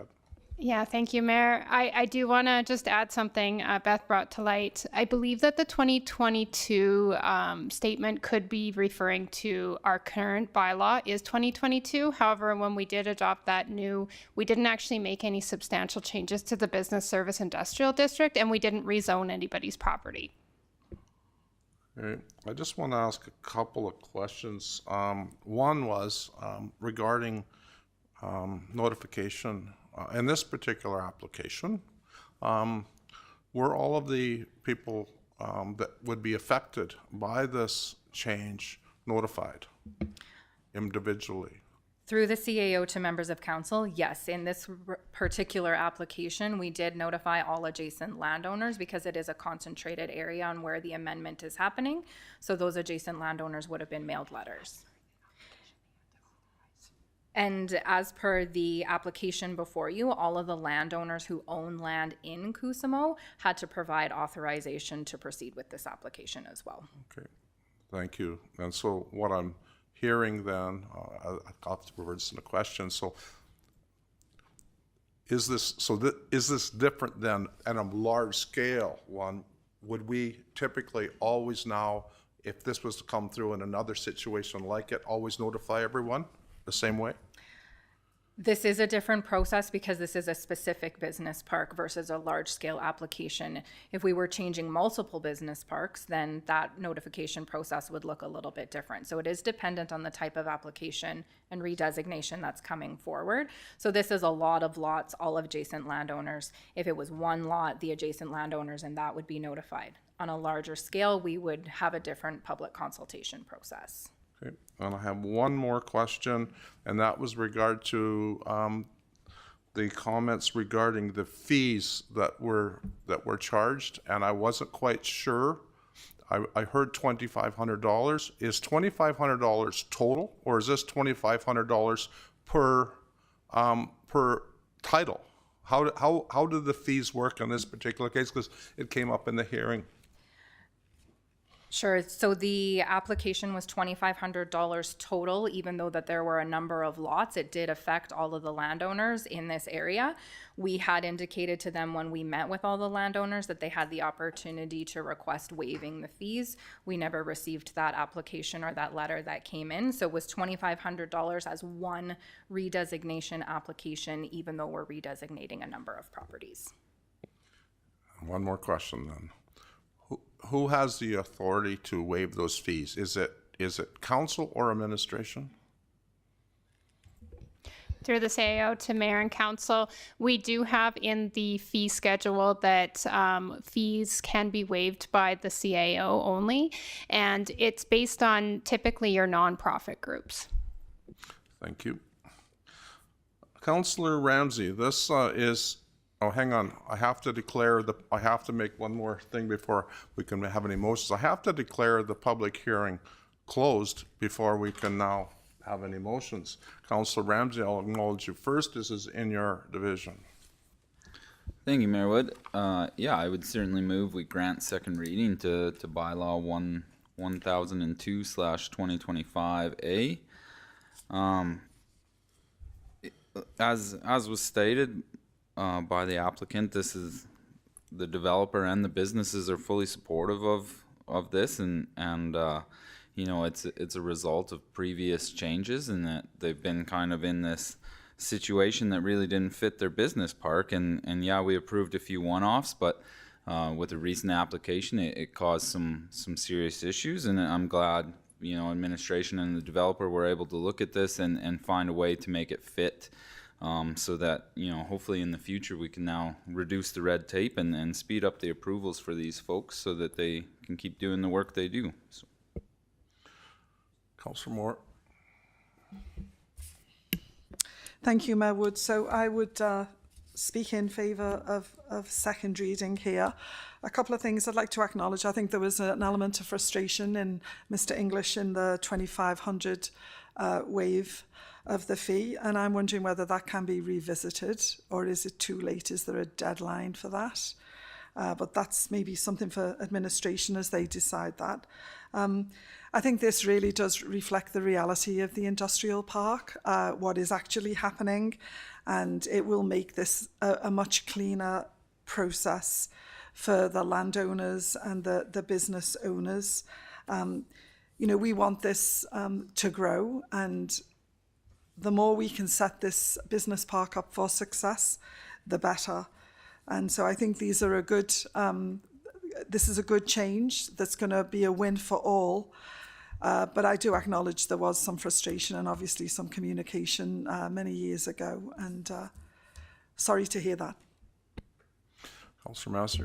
Yeah, thanks, Mr. Mayor. Take a little different approach. This is an old business park that had dreams and aspirations of being something, and it almost have some retail kind of stuff in there, some traffic coming in out and buying things, whether it's cars, food, funeral plots, and some of the other services that actually aren't going to be allowed now that it's medium industrial. And it was called light industrial, and I'm hearing in the report, way back in 2006, it was changed to BSI. And the usages in this last 20 years have been more in line with medium industrial, not retail light industrial. And what's bothered me is nowadays we'd never let an industrial park into the county with that kind of traffic, and that kind of impact with gravel roads and the dust And you know, I'm glad we're not allowing retail into this area, because I think near Red Deer, we've got a little bit of a gravel road that's got a little into a retail business, and there's nothing but complaints about the status of the road. And hurry up, county, and fix this road. And that's the next thing I don't want to hear, is that, wow, the wonderful taxpayers out there at Cousino thinking that we should be now paving their roads and making it a better industrial park. No, what we've done is allowed the usage on what they're doing out there, and that's medium industrial. And maybe gravel roads is best, because then the heavy loads can come in and out and not wreck good pavement. So I'm happy that the applicant is happy to be designated as a medium industrial. It's a little more higher usage or higher impact than light industrial, maybe what they envisioned back in 1998. And that's super. They've evolved into what they are. Let's designate them as what they are and move forward. Thank you, Mr. Mayor. Councillor Holzman. Thank you. I am in total support. I concur with the other comments that have been made. I think it makes sense, and we're just fixing something from the past to improve the future. And I do acknowledge the $2,500, but sometimes those type of things happen. And what I'm hearing from administration is there should have been a letter requesting the funds to be looked at, and we didn't receive anything. So I guess we just have to move on from here. Thank you. Councillor Palm. Yeah, I'll totally support second reading, and and even going back, I know that we added things to this in 2020 when we did the when we did the updated MDP and all the bylaws in that time, but I don't remember changing things drastically, but adding things. So yeah, I'll support this. Councillor Kennett. Thank you. Yeah, I will support this for sure. It makes sense what's going on there. It'll also be easier for the businesses that want to move there to get in and get their business established as well, and save time for them and for staff. So this is, in my mind, a win-win for everybody. And I appreciate that it's taken a bit of time to get here, but I'm glad we're near the finish line, as it were. Thank you. Thank you. And before you close, I'll just say my part. You know, sometimes we make a amendment to MDPs and bylaws, and there's unintended consequences. And you know, I guess all that we can do, you know, through time is to work through the processes and learn from what's happened in the past and make our improvements. I'm glad that we're able to come here today, and that the condo association and the members of the businesses in this area have been able to work with administration and the time frame that it's happened in. I'm hearing from the condo association group, you know, Sir Mr. English today, that you're happy, and I think that that's the important thing. And you know, some of these parks were developed way back when with whatever kind of roads were there. I'm not hearing the park wanting to make changes to them, and I'm not actually here. I've never heard a complaint from a member of public in all of 21 years that I've been here regarding any of those roads, and I sometimes maybe that's how some of these parks got started in the first place, because they're economical. Great area within the agriculture community, and I just I'm glad that we're able to get this rectified, and appreciate the time frame that it's happened in. Fully recognizing worse things could have happened in the meantime. Thank goodness that they haven't, and that I believe that the changes we're making here today will in fact give more opportunity to the businesses within this area. So go ahead, Councillor Ramsey, and close if you like. Okay, all those in favor of second reading? That's unanimous. I need one more motion. Councillor Kennett. Yeah, I'd move third reading. Okay, all those in favor of third reading? Carried unanimously. Thank you very much. Is that the last thing that we had? Okay, go ahead, Councillor Holzman. Motion to adjourn council at 2:10. 210. Connie Holzman. All those in favor? Carried unanimously. Now, I'll have a break.